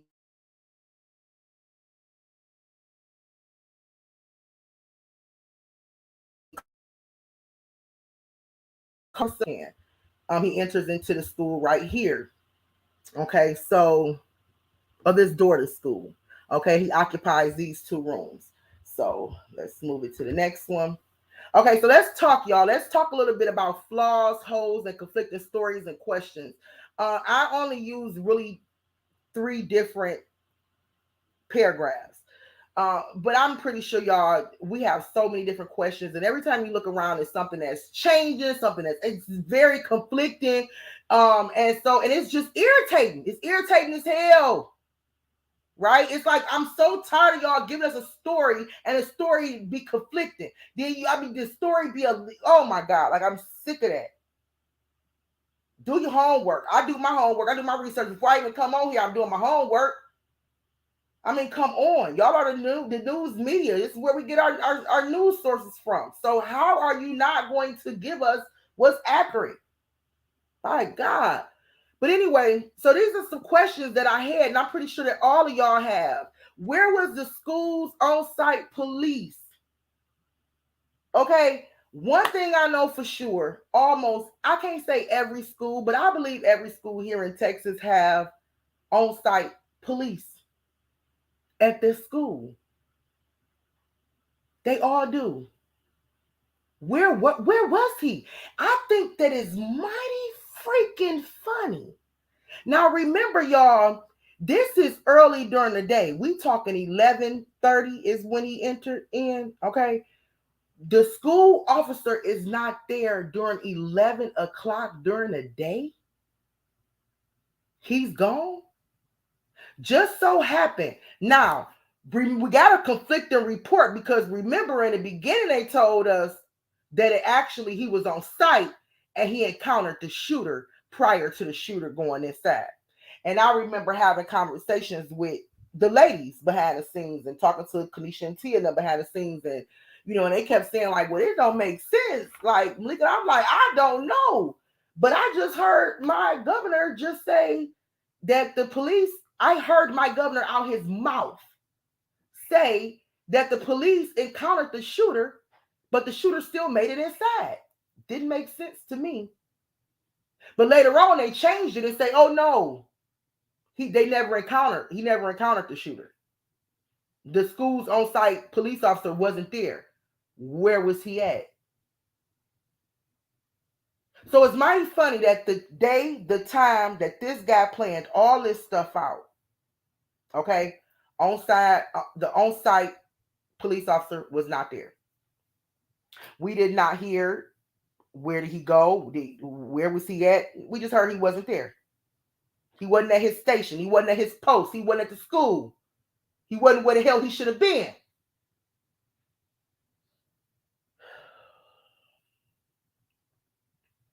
Why was the door left open?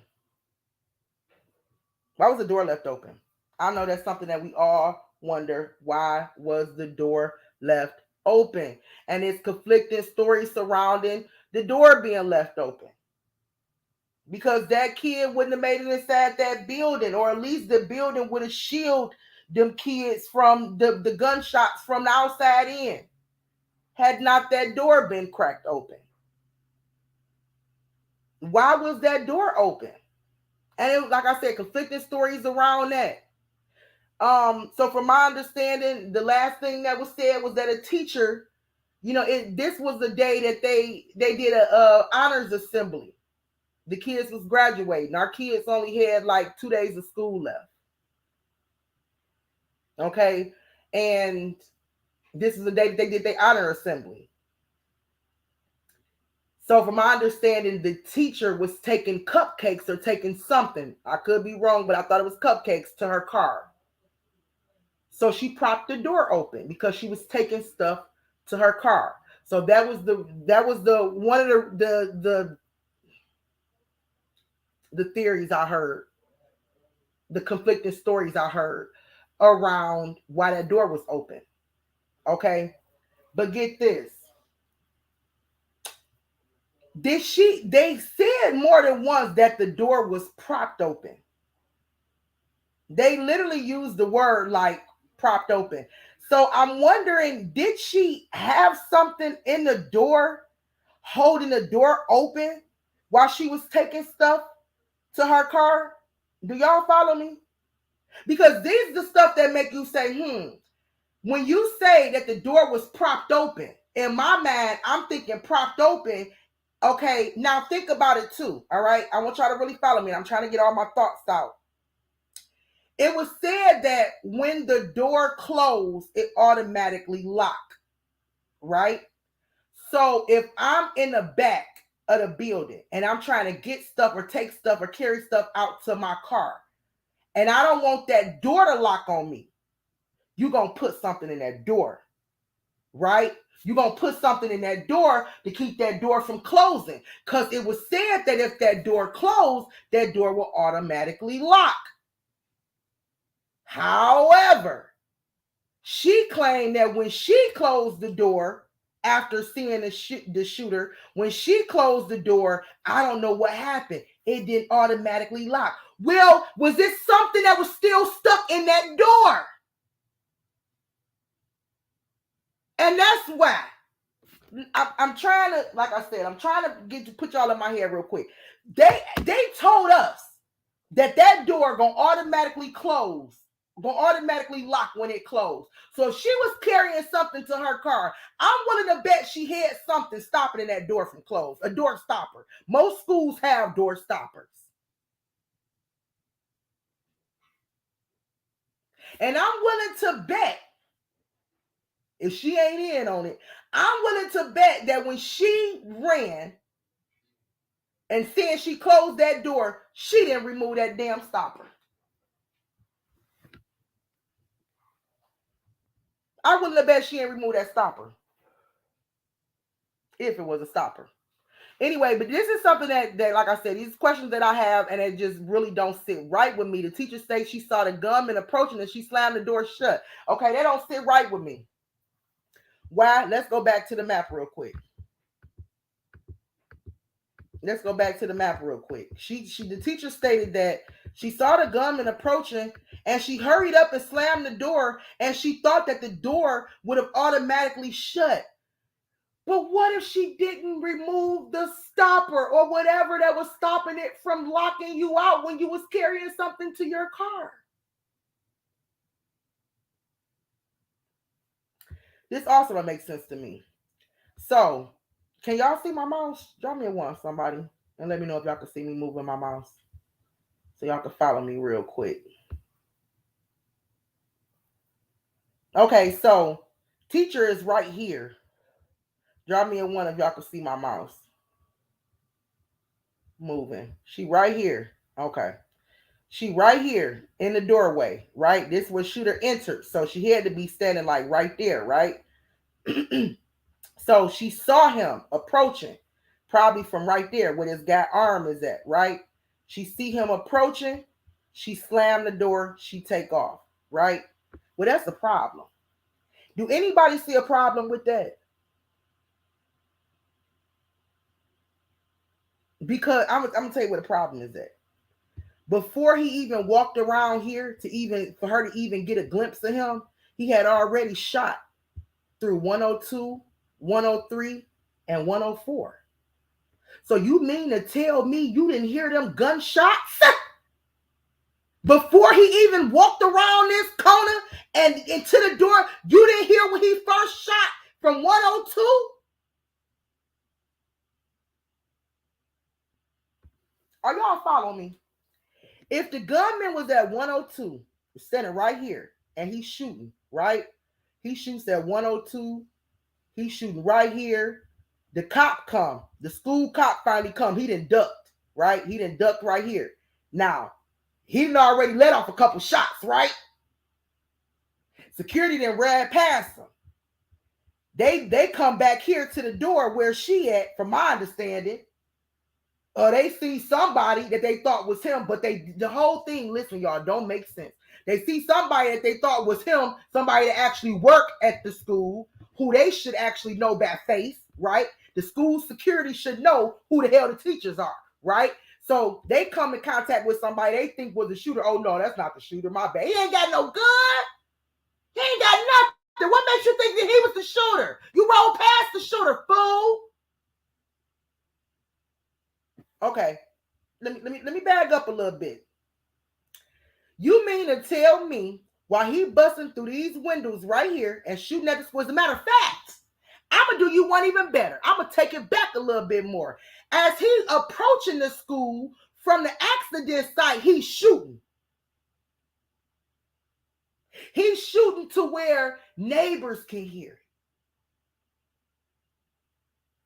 it. And you mean to tell me your ass was still taking something to your car? And you ain't hear none of these gunshots before you got a glimpse of the gunman? Something just ain't right.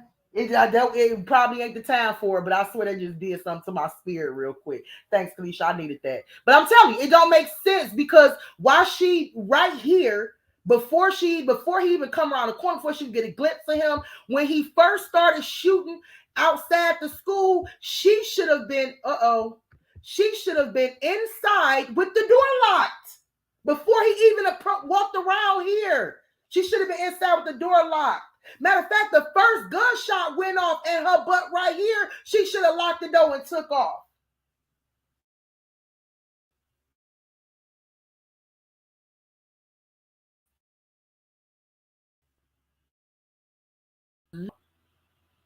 When he do come, he ran right past the guy. Right? We got a teacher who is unidentified. They know who she is, but they won't tell us who she is. Right? They keeping her name and everything hidden. They won't even sit her on the couch with a blurred face and let her tell her side. We want to see some blurred faces, people tell their side.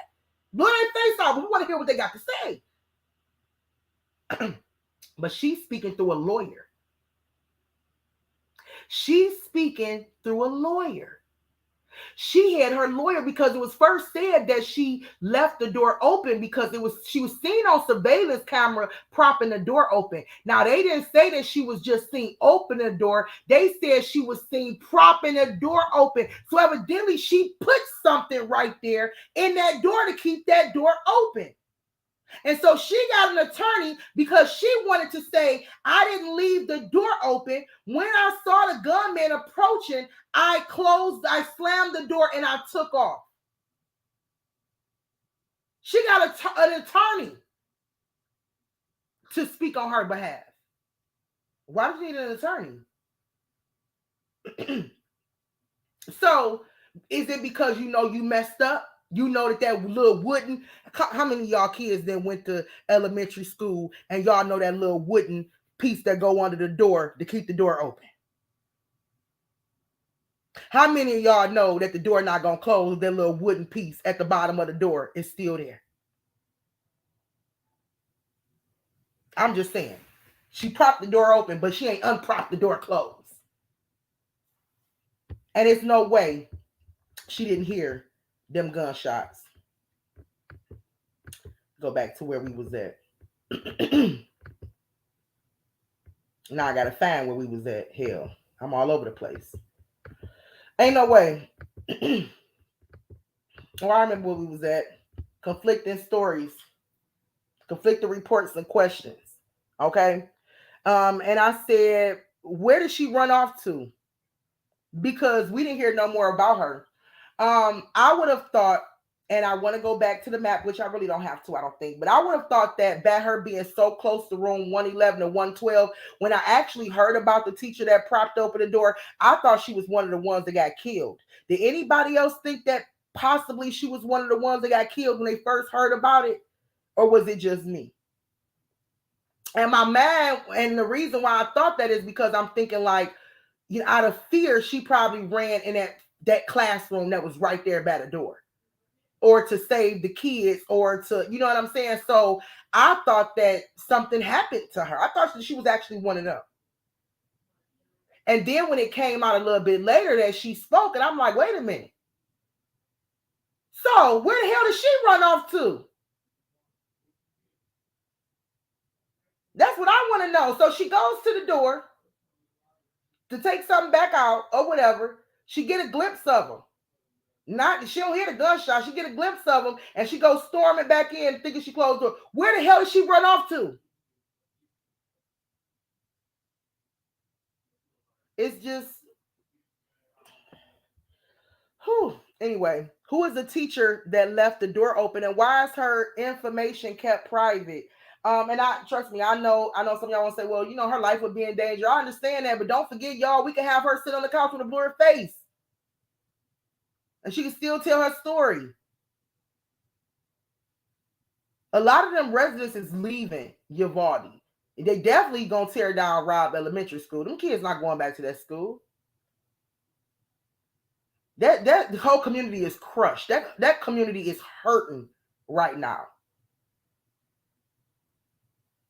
And they need all the answers they can possibly get. And this woman who identity they keep in a secret, who's speaking through her lawyers, she's a huge part of this investigation. That gunman would have never made it inside that school. I'm telling it like it is. I'm sorry. May the Lord, you know, may the Lord comfort her guilt. But to be honest, he wouldn't have made it inside. He possibly wouldn't have made it inside had she unpropped that door and made sure it was locked and closed behind her. And even she had to sacrifice herself to do so. So I would like to know, who is this woman? And I'm hoping it'll be a real thorough investigation on this, because it seemed like to me it's a lot of moving pieces. It's like to me it's some moving players it is. And you know, and I'm telling y'all, I want to believe that this was something that just randomly happened because the guy was just mad at the world. But he didn't take it out on the people he was mad at. And on top of that, he was planning on doing, he planned this stuff for days, maybe weeks. He planned it. Maybe months. He planned it. Why was there such a long delay? It's another question I'm pretty sure we all have. Why was there such a long delay when officers first entered the building? When they first entered the building, it was 7 officers, right? And it was such a long delay. The girl even called from inside the classroom saying, help us. But yet you got 7 officers still standing. Even when the first 2 was grazed. Why when the other 3 came, or the other, hold on, it was 3 of them, the other 4 came in to join them, why wasn't the breach called right then and there? Why? Because you know it was children in there dead already from that first phone call. So you have an active shooter. You knew that from the very first phone call that you had an active shooter. I don't care what they say about, you know, we thought, you knew from the very first phone call that you had an active shooter. You got 7 officers in the hallway and 1 gunman, and it was still a long delay. Why is that? Why were there 19 officers in the hallway for approximately 50 minutes before a breach was called? For approximately 50 minutes, you had 19 officers in the hallway. and looking for keys. I've never heard that. I've never heard they want to enter into a place and they had to find some keys to get inside. I understand that the classroom locked from the inside. I also know that, I didn't see them come inside projects with barricades. Okay? With metal bars around the doors. Okay? That was locked from the inside. Don't tell me they couldn't go inside that classroom. They needed to wait 50 minutes for a key. While kids was bleeding out. Lives could have been saved during that time. They was waiting for a key. Why were the officers asked to stand by when they had already had calls from the inside saying it was children that was dead and being shot? And in one little girl said, "There's only 9 kids here. There's 9 kids here still alive. Out. Come now. The hell was y'all waiting on? Really? A key?" And what makes it so bad, they had parents willing to go in there and go rescue their kids.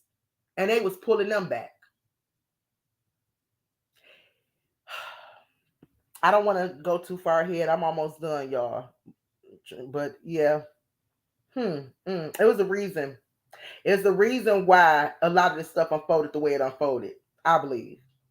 Why were the officers asked to stand by when they had already had a call? I had already said that. Why did it take 80 minutes to kill the gunman? It took a total of 80 minutes to kill that gunman. A total of 80 minutes to kill that gunman. Political agenda? Is this the cause for creating chaos? This is the question I'm asking. Because this is a part of me feel like this is a political agenda and this is the cause for creating chaos. Think about it. The NRA convention was just a few days away from the massive shooting. Okay? An activist was outside protesting in Houston NRA convention. Now, the NRA convention was already set up, y'all, was already set to happen just days after this shooting. It was already set in motion. Okay, activists immediately went out there and protested the NRA convention. Now, because there have been such repeated massive shootings going on, the U.S. Is voting on new gun control and gun reform laws. As of right now, Congress is debating gun reform and gun control laws. This is what's going on right now. Right now, they're actually debating over gun reform and gun control laws right now. Texas state governor agreed to consider gun reform, which y'all know that he's real big when it comes to, having the freedom of carrying a weapon and all that stuff. What is it called? What am I trying to say? Open right to carry or whatever. So yeah, he's real big on that. Okay, but he did agree to raise the age limit restrictions on gun for, I know they had a conversation, should I say, to agree to raise the age restrictions on gun purchases, because I heard that Texas actually have the worst gun laws here in the U.S.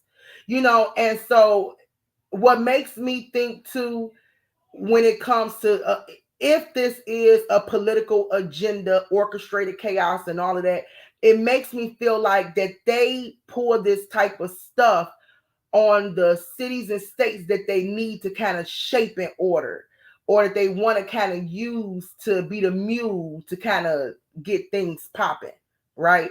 So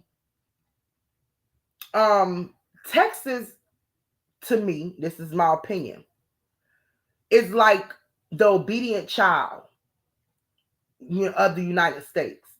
You get what I'm saying? It's like Texas is more kind of like we still a part of the United States of America, but it's kind of like they more of like the rebellious kid. Like they have a lot of their own policies and stuff in place, and they, and I think that the United States don't really, they just don't really rock with Texas like that. But Texas, I heard they had one of the worst gun laws. So if we want to shape gun control or gun policy, we want to start with a state that has the worst gun control policy, right? And as I said, this is if it's a political type of agenda, I can see why they chose to play their game or do their agenda in Texas. Okay. Um, but I don't think that they will really. I don't think that they will really persuade Governor Abbott enough when it comes to gun. Like I think that he will kind of tweak some gun reform laws and things like that, but they not when it comes to gun control and things like that. I don't think they really going, you know, get him on their side. Right? He's a. I don't think they're gonna get him on their side. But anyway, so he's a diehard Republican. But my point is, I don't think it's a coincidence that they chose if it was played out like that, Texas, because they do have the worst gun laws. And they are that rebellious child that they want to kind of shape and get in order and get in line with our plan, with our agenda and everything else that we got, going in motion. So, but anyway, both shootings, and I didn't really speak about the shooting that happened in Tulsa, Oklahoma. I didn't speak about that. And I actually was going to speak about that, and I was going to speak about the Buffalo grocery store shooting. But I actually was going to speak about I was going to purge on all three of them tonight. Tell you the truth, because that's where I'm just upset. I am upset that every day is something different, and it's massive. It's at a massive level now. You know what I'm saying? It just keep reminding me that the enemy know his time is short. That's all. But anyway, so I was going to speak on all three of these shootings, and really because, like I said, all three of them is so close together to me. To where I was just gonna really touch on all three of them, but I didn't have time to really look at the other ones. And I said, when I do, I kind of want to look at the devil in the details, right? I want to look at the spiritual side to it, and I want to see the natural side and make it make sense too. And I didn't have a chance to really look at the numbers and all that stuff when it came to the grocery store shooting and the hospital shooting that just happened. So but I might do a part 2 purge next week where I might go into the Buffalo grocery store shooting, and we're gonna break that stuff down like we doing this right here, okay? And then do Tulsa the week after. So I'm just kind of giving y'all a little but anyway, I just want y'all to pay attention to it. I might bring it up again when we do the other one. But both shootings, the one at the school and the one in the hospital, the gunman was carrying an AR-15. Now I remember it was at one point where I was looking at some cases, and it seemed like it was always AK-47. And I kept saying, dang, I wonder, is that symbolic? Why it seemed like in this story, they was always using the AK-47. Now I'm kind of seeing the same thing with the AR-15. And I don't know what it is behind that. I don't know. I haven't really got a revelation on why. But I just noticed that, like I said, it was a pattern. Before I seen AK-47, now I see a lot of the AR-15. And so both shootings, both gunmen used the AR-15. So I just wanted to kind of point that out. Like I said, we're getting close to the end, y'all. Yes, Texas was originally a part of Mexico, and they had fought for their independence for so long, and now they still kind of got that rebellious, independent, I don't need you, you need me type of attitude. You know what I'm saying? If you get what I'm saying, they still had that kind of attitude, especially and I think Governor Abbott. I think Joe Biden can't stand Governor Abbott. Governor Abbott was such a Trump supporter. He was so pro-Trump that I actually thought at one point he was going to give Texas to Trump. I said, this man going to end up retiring and giving Texas to Trump because that's how much he loves some Trump. But anyway, I'm off subject, but I'm just saying, Texas is that disobedient child, in my opinion. In my opinion, y'all only been here for almost 7 years, so... Okay, gun reform, and this is just for those that does not believe in gun reform. It's not with gun reform. I know we're having a big debate, a big fight over this whole thing, but I do believe in my own opinion, there are some changes that can be made. Okay, and I'll just put right here that gun reform does not take away your right to bear arms. It seemed like to me when they discussing gun reform, everybody automatically jumped to, it's taking away our right to bear arms. Now, this could be the beginning okay, of changes to take away our rights to bear arms. But however, it's a big reach when you say, okay, well, they want to tweak some stuff, because gun reform to me is just tweaking some stuff. Let's just tweak some stuff around real quick, because this ain't working. This right here ain't working. So let's just tweak some stuff. So gun reform is not saying gun control. It's not saying we are controlling your right to bear arms. It's just saying that we need to reform some policies that we got, tweak some policies that we got. So I'm just kind of hoping that me just kind of sharing some light and saying that right there to kind of bring the tension down a little bit, because the whole world should be able to admit and be on one accord when it comes to gun reform. The whole world. It could be effective when adding restrictions to gun laws so that they don't end up in the wrong hands. Such as people like Ramos. I'm personally all for gun reform laws in the state of Texas. I personally feel like that kid should have never been able to buy a weapon of that magnitude, especially an assault rifle, at the age of 18. But not just at the age of 18. Me, myself, personally, I feel like people should have I don't know how they will go about doing it, but I definitely think it should be some type of mental evaluation thing done, and maybe like a couple sessions, with okay, so let's look. This is what I'm thinking. Okay, so when you apply for some type of social security or some type of benefits, right? They make you see one of their doctors that work under them, one of their professionals, one of their people. You can't just bring notes in from your own doctor, right? They make you see one of their people. So I'm thinking, like, when it comes to getting guns, and especially when it comes to assault rifles, I'm thinking that people need to do at least like 2 visits to their medical doctor. You know what I'm saying? Like, do their initial evaluation and then do maybe a follow-up appointment and be able to get approved from a licensed therapist that works for the state. That way, if the gun end up in the wrong hands of somebody, that person can actually be accountable for it too, because they signed off on it. You know what do y'all get what I'm saying? So I kind of feel like, some reformations, if that's what you want to say, should happen. I feel like that definitely should happen. Yes, why are they selling military artillery to young kids anyway? And why? And then also, why was he able to buy that much artillery? Why was he able to buy that much ammunition and stuff? Like, come on. At some point, and even ordering stuff from home, at some point, it should be something that kind of triggers, the gun shops and stuff. Like, if I'm delivering so much ammunition to your house, you can only get a case of 30 a day. I don't know how they sell them. I'm just throwing out ideas. Anyway, I believe that reform definitely needs to happen, and the whole world should be on one accord when it comes to reform. It's not saying that it take away your right to bear arms. All it's saying is that this system needs to be tweaked a little bit, because this ain't what's up for real.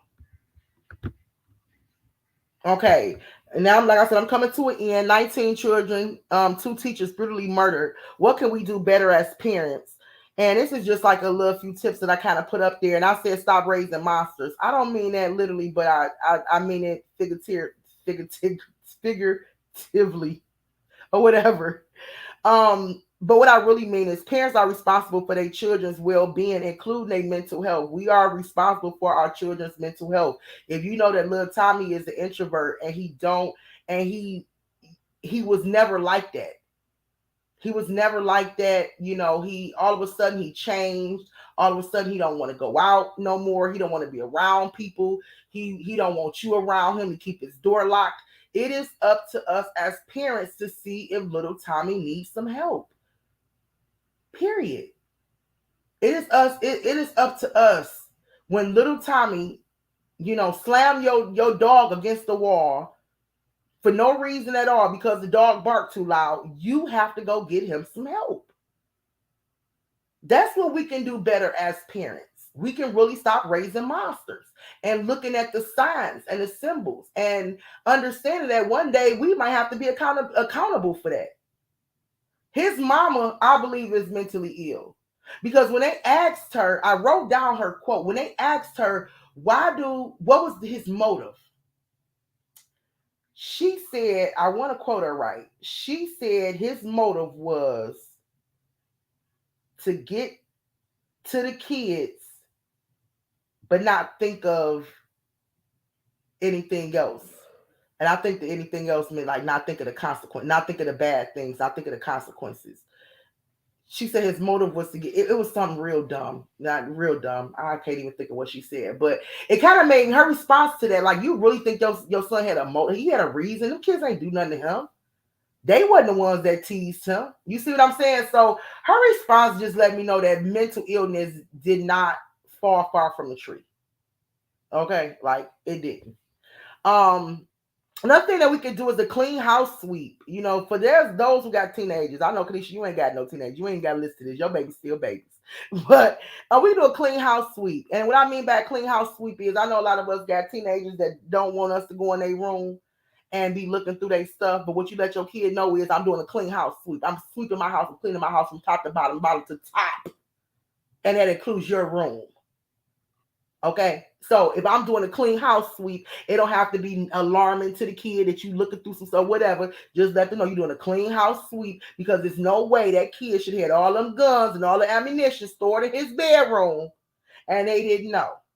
Grandpa didn't know. Grandma didn't know. Mama didn't know. Nobody knew nothing. Y'all getting deliveries to the house of boxes of ammunition, all type of stuff, and nobody knew he had it with some clean house sweep. You got teenagers in their room, they locked in the room, they get packages come. Hey, Tom, I'm cleaning your room tomorrow while you at school. I'm just letting you know I'm cleaning this whole house up. I'm sorry. Everything got to be under your bed too, buddy. Okay?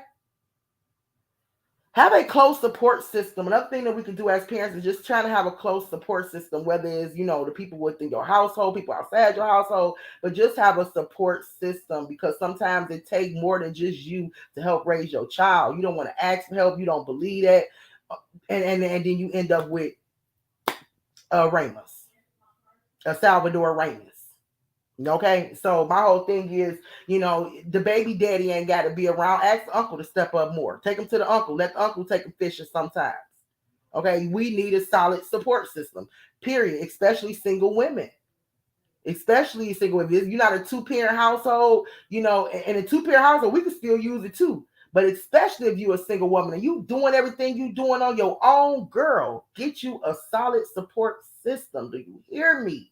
Somebody that can give you a break so you can keep your mental health good. Okay? Get a solid support system. Somebody that can actually be other eyes, because I know you working a lot, sis. You working your butt off. Let somebody else keep an eye on Tommy while you at work. Somebody need to be looking out.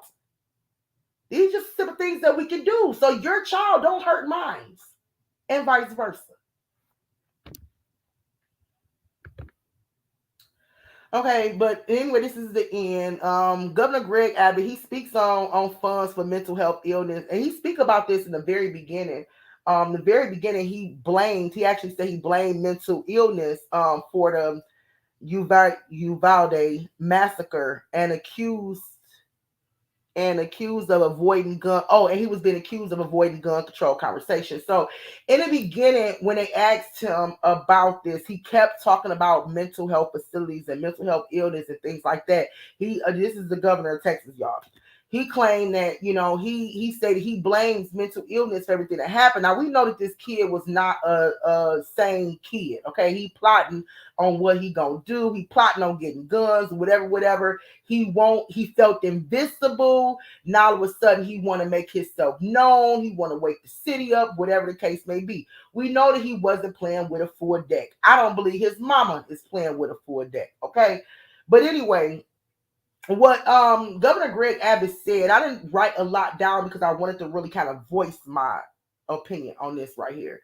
What he actually said was actually an important subject that we need to listen to, we need to discuss, we need to consider, because there is not a lot of mental health facilities or hospitals in Texas, I know for sure. I can't speak about other states, but in Texas, there's only about two, I believe, two major mental health hospitals.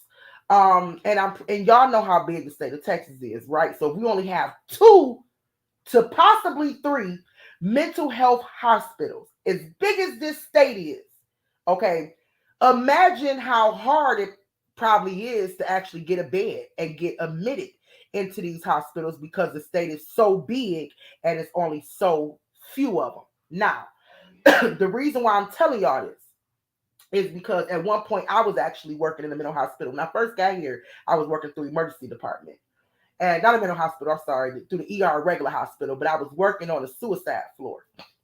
So I would see people that would come into the emergency room, but have to, sometimes the social workers would try to call and get them sent to the mental institution, the mental hospital.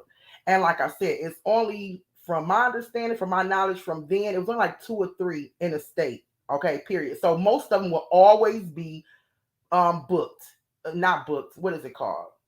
To capacity or whatever. They never had beds available. They will always be to capacity, so they would have to put this person on the waiting list. And in most cases, they would have to stay in the hospital, okay, until there was a bed available, or get discharged back home until they get a phone call saying, hey, you can bring your kid to the hospital, it's a bed available.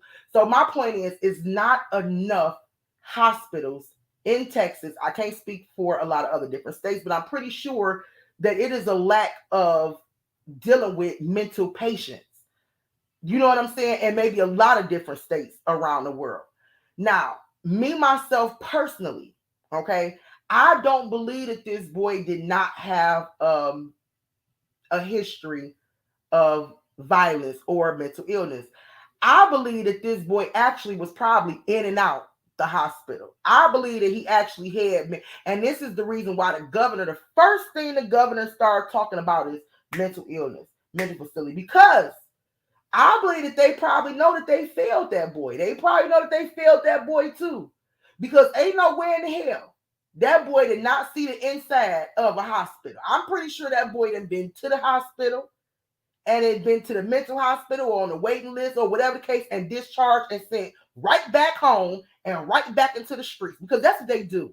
That's what they do. When they have, I done seen plenty of kids, troubled kids, coming to the hospital, okay, and who parents say, oh, they were suicidal or they were violent or they were just being aggressive or whatever the case may be, right?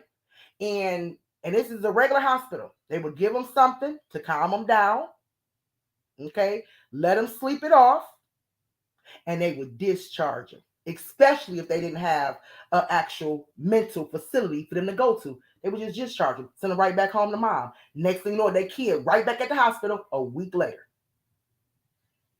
I've seen this firsthand. So I'm not believing that Ramos boy was not in and out no mental institution or hospital. I believe Greg Abbott he's saying hospital, and he's been saying hospital from the beginning, because he know that that's something that we are lacking here. And if that boy probably needed to be, he probably been needed to be admitted some dang on where. He probably been needed to be admitted somewhere. You cannot tell me he wasn't violent and his own mama ain't want him in the house with her. Ain't no telling what he almost did to her. And he's staying with grandma. He's staying with an old lady. I'm pretty sure they was calling 911 on that boy.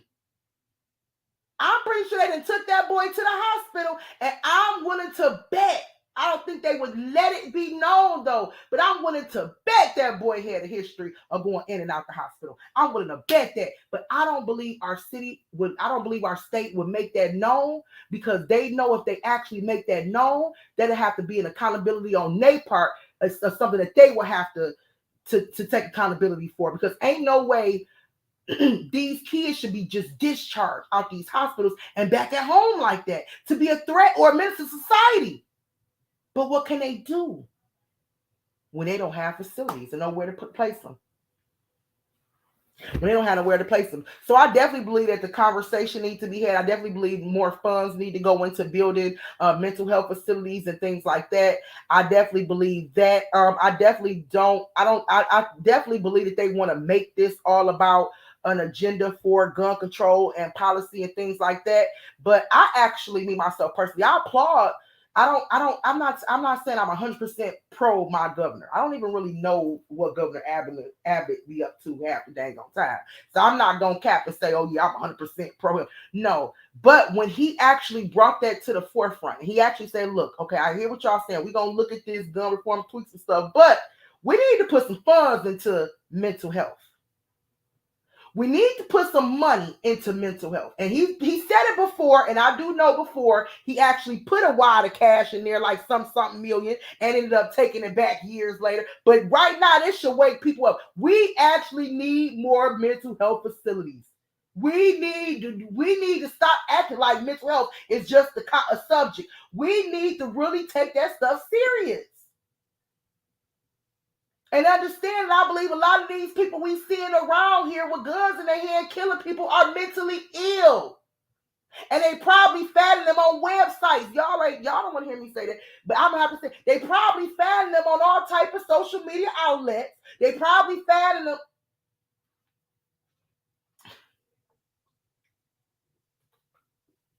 Guess what they could do? They could find somebody who is mentally ill to carry out their agenda.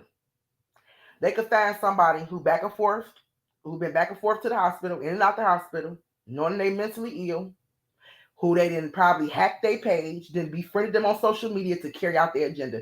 That's not nothing for them to do. That's not anything that's far-fetched, is what I'm trying to get you to see. So therefore, ask yourself, keep taking in the information, because it ain't about to stop here. They're gonna be talking about this for weeks, for months, and maybe for years. And I'm pretty sure the next time we keep hearing this conversation is, I believe, within the next coming weeks, month, or whatever, things are going to be switching up. Timelines might change. New information come out. Something else might have came out. A debate over gun laws, gun reform, this. We're going to be hearing more about it. But ask yourself when you looking at this, what does this speak to you? Do it speak propaganda? Now, am I saying that I am not saying that these people are not suffering. These people are suffering. I feel it in my atmosphere, and I'm only like 100 and something miles, and I feel it. I can feel it here. So I do believe that these people are suffering.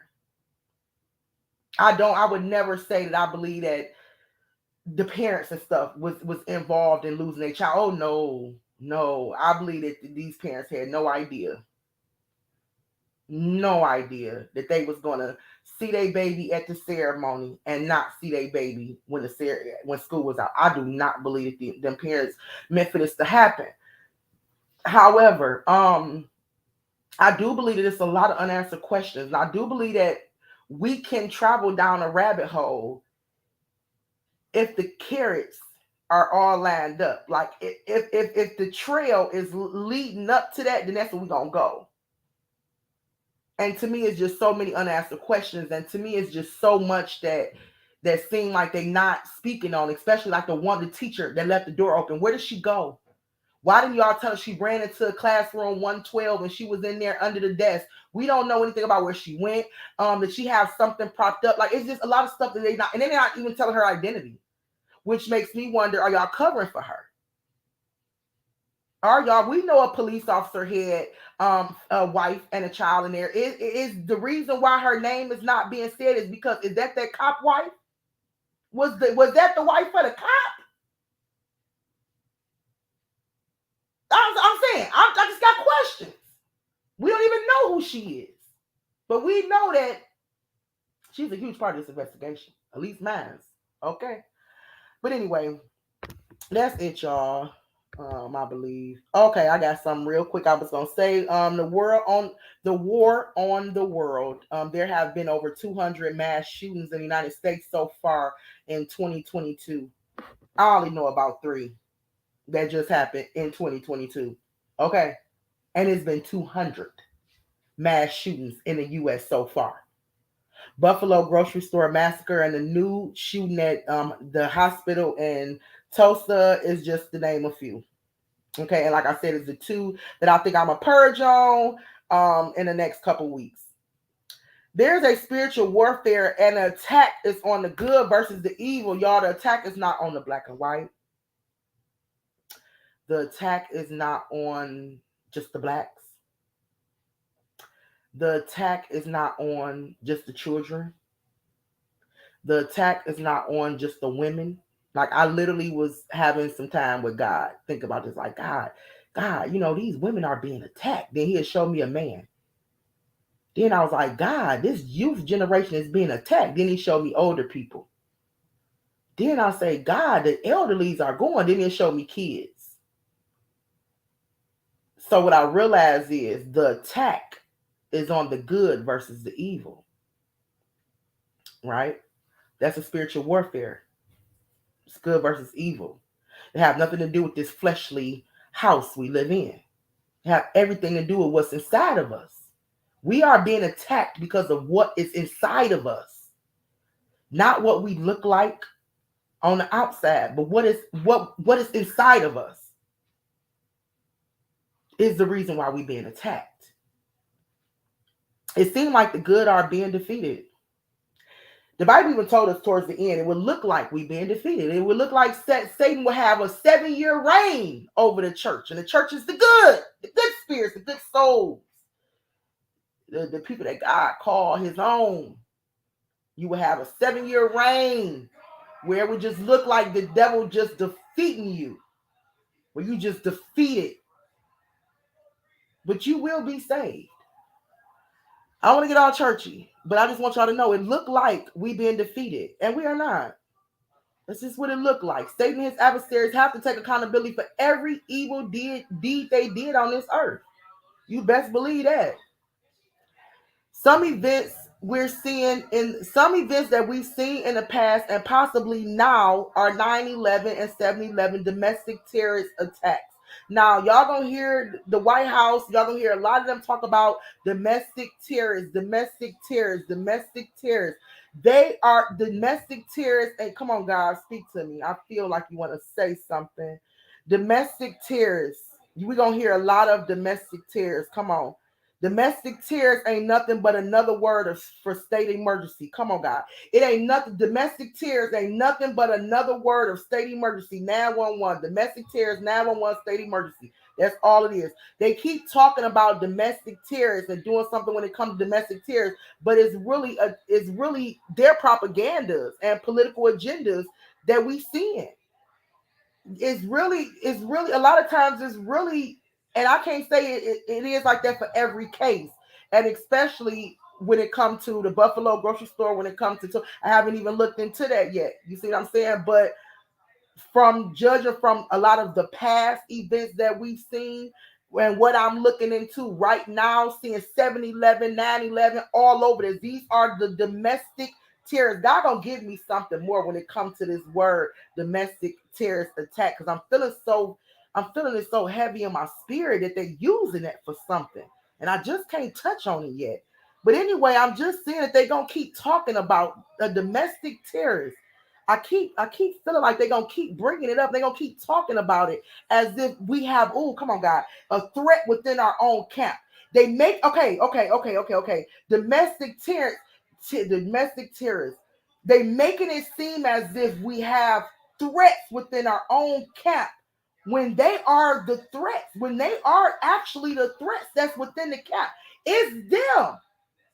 But they talk about domestic terrorists as if it's other outside invaders that's domestically invading our camp and our territory and killing our people, when it's really a lot of this stuff is really propaganda. Come on, God. When a lot of this stuff is really done for political agendas. We are getting closer to an election. 24. If y'all thought that election, help me out. If y'all thought that last election was something, wait till y'all see this 2024 election. God has been already showing me glimpses and the chaos and the spirit and the energy that's going to be in the air when it comes to the 2024 election. We already see a lot of moves, moving pieces, moving chess pieces. I see that's being moved around for the purpose of what's to come in 2024. So just be listening out for certain keywords and looking at certain events and things, and looking at this stuff with a spiritual eye. Look at this stuff with a spiritual eye and discernment. And I'm telling y'all right now, God already showed me. He told me, oh, thank you, Jesus, for reminding me. This is a message, it's prophetic, and I don't care who don't take it. But God told me in the last days that your intelligence, y'all, that your education, the stuff that you relied on, your own understanding, is not going to get you anywhere. You will not understand the world that's going around you by leaning on your own understanding. God literally spoke this to me, and y'all get a confirmation, and I know what I'm talking about. God told me in the last days that y'all are going to have to turn your ears to his prophets and to his people that he's going to be getting messages through.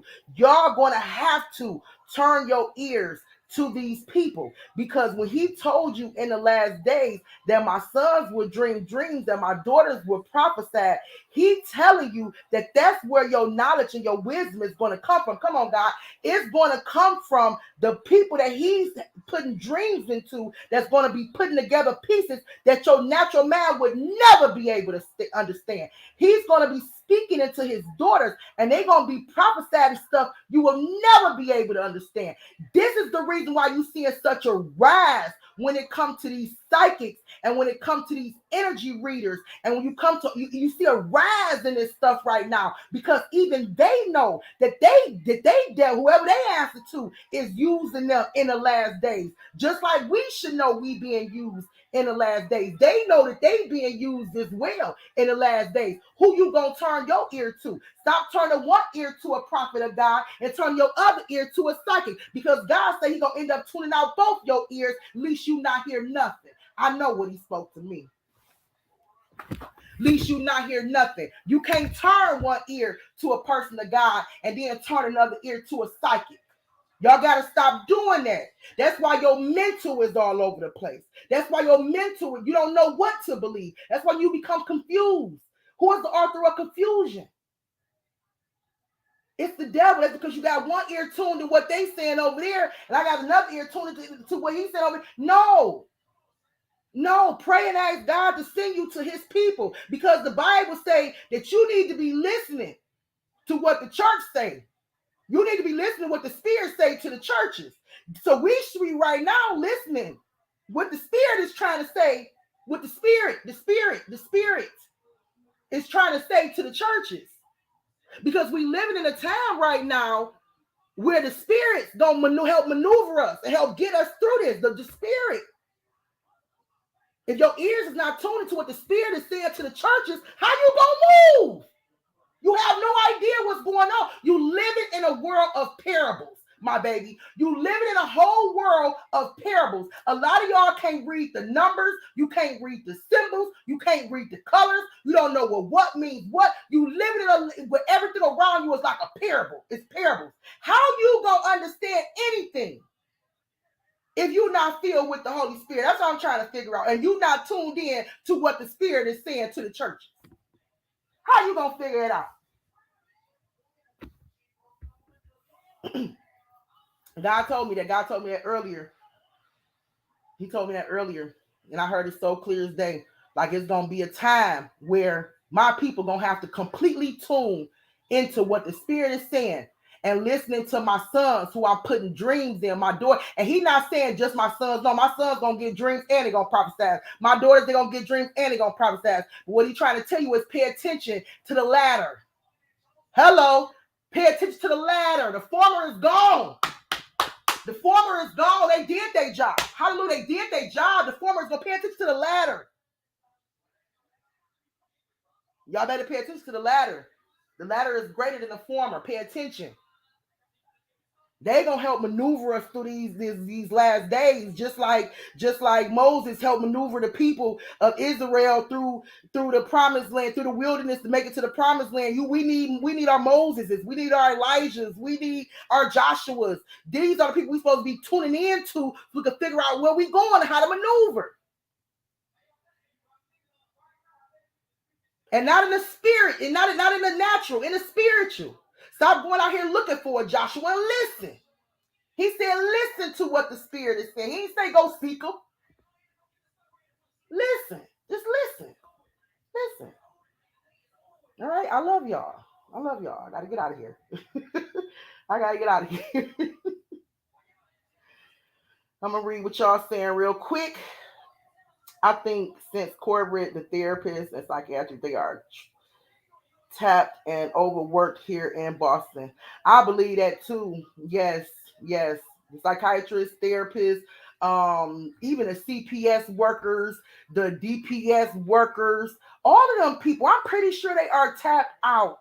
I remember at one point they was putting on our news station that people was like during the COVID thing that people was literally dropping off their kids to DHS and CPS and all that stuff, saying that it was too stressful of a moment. A lot of people was losing their jobs. They was losing because they lose their jobs. They was losing their money. People was getting sick, couldn't take care of their home, themselves, their kids. Like it was crazy. And it was like a splurge in CPS. Matter of fact, on our news, they showed a CPS office that had children living and sleeping inside the office because they didn't have nowhere for them to go. They didn't have nowhere for them to go. And they were showing it on our news like a lot of these parents, it's a splurge in parents not being able to support their kids. This was during like maybe the first year or so of COVID. I don't know if it have, gotten better, but that's just proof that they don't have facilities for these kids. Like even for, runaways and you know what I'm saying? Like they don't. Where is the centers and stuff for runaways and where is the out? Come on now, all these outreaches. Where y'all at? Where y'all at? Y'all, the outreaches is supposed to be outreaching to the community. They're supposed to be outreaching. Outreach, that's why it's called the outreach, right? It's supposed to be reaching out to the community. Where y'all at?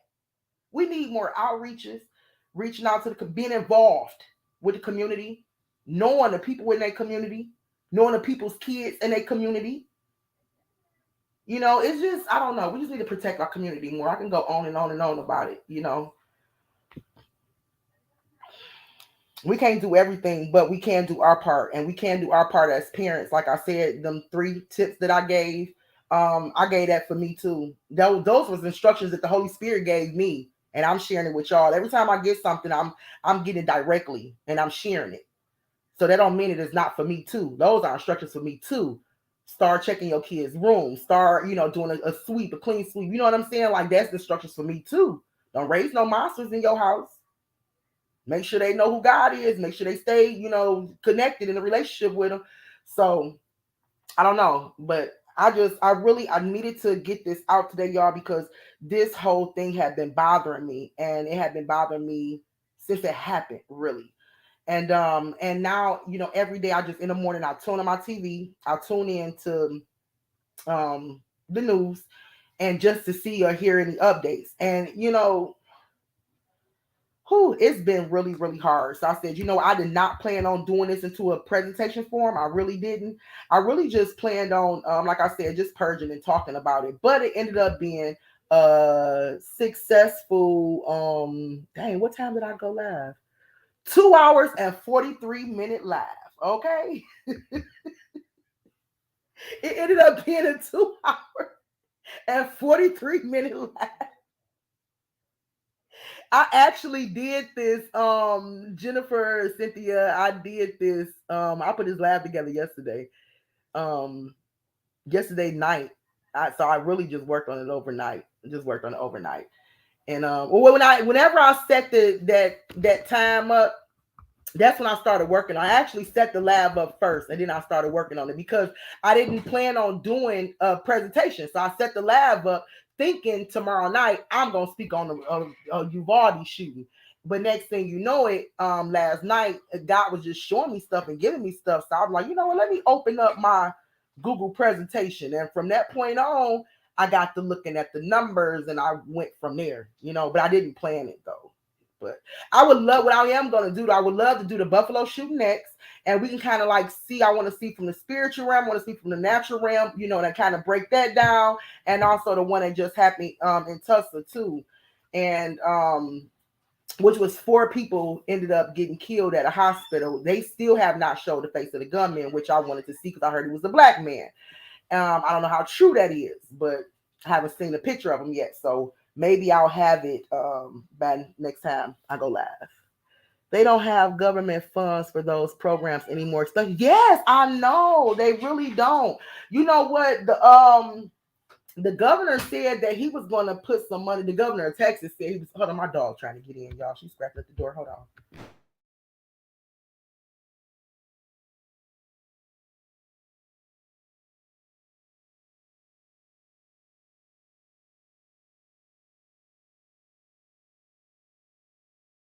He's supposed to have poured billions into some mental health programs or some mental something stemming around mental health. And ended up they saying withdrawing the funds and used it for border control or whatever, because they still talking about the border control over here. So or something that had something to do with the border funds or something, because they always need funds for the border. If he would have kept the money into that, possibly they could have got the boy some help, because I believe the boy that went in and out the hospital. I refuse to believe that boy don't have a history or a track record of violence and mental illness. I refuse to believe that. I just believe that certain things information that they didn't want to release because it was already traumatic enough to everybody, to, you know what I'm saying, for everything else that was going on. We already looking at like, okay, who is Raymond's mom and who is da-da-da, and we already trying to hold everybody responsible as possible. So, and we looking at the cops especially, and we hold them responsible, right? So why would they let us know, oh yeah, the state, we failed them as a state completely because we don't have no place to place people like this? They're not going to tell us that. So we just don't use them for our own personal agendas, because I believe they do that stuff.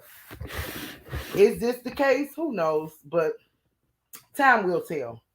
Time will tell, and the information is right there. So we will get it.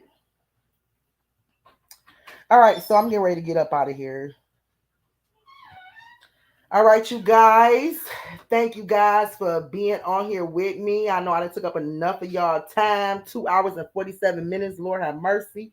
I did not plan on purging for 2 hours and 47 minutes. But guess what? I feel good. I get to walk away and I can say I feel good. I may actually call this Cleansing Thursday. I don't know. I've been thinking about a different name for it so everybody can understand the purpose. And they don't think that purging means something negative. Like we have to go out here and just shoot people and kill people. No, that's not what I do. We just trying to, really need to, we need to like pour out everything that's inside of us. We just really need to be refreshed, renewed, and so that way we can be filled up with positivity, filled up with the Holy Spirit, just filled up. And the stuff that's going on around the world, we need to actually rid ourselves of that energy, that toxic, everything that we encountering every day. All right. But anyway, good night, you guys. Y'all take care, and we will meet back for another part. Love you. Good night. Be safe, y'all. Everybody be safe.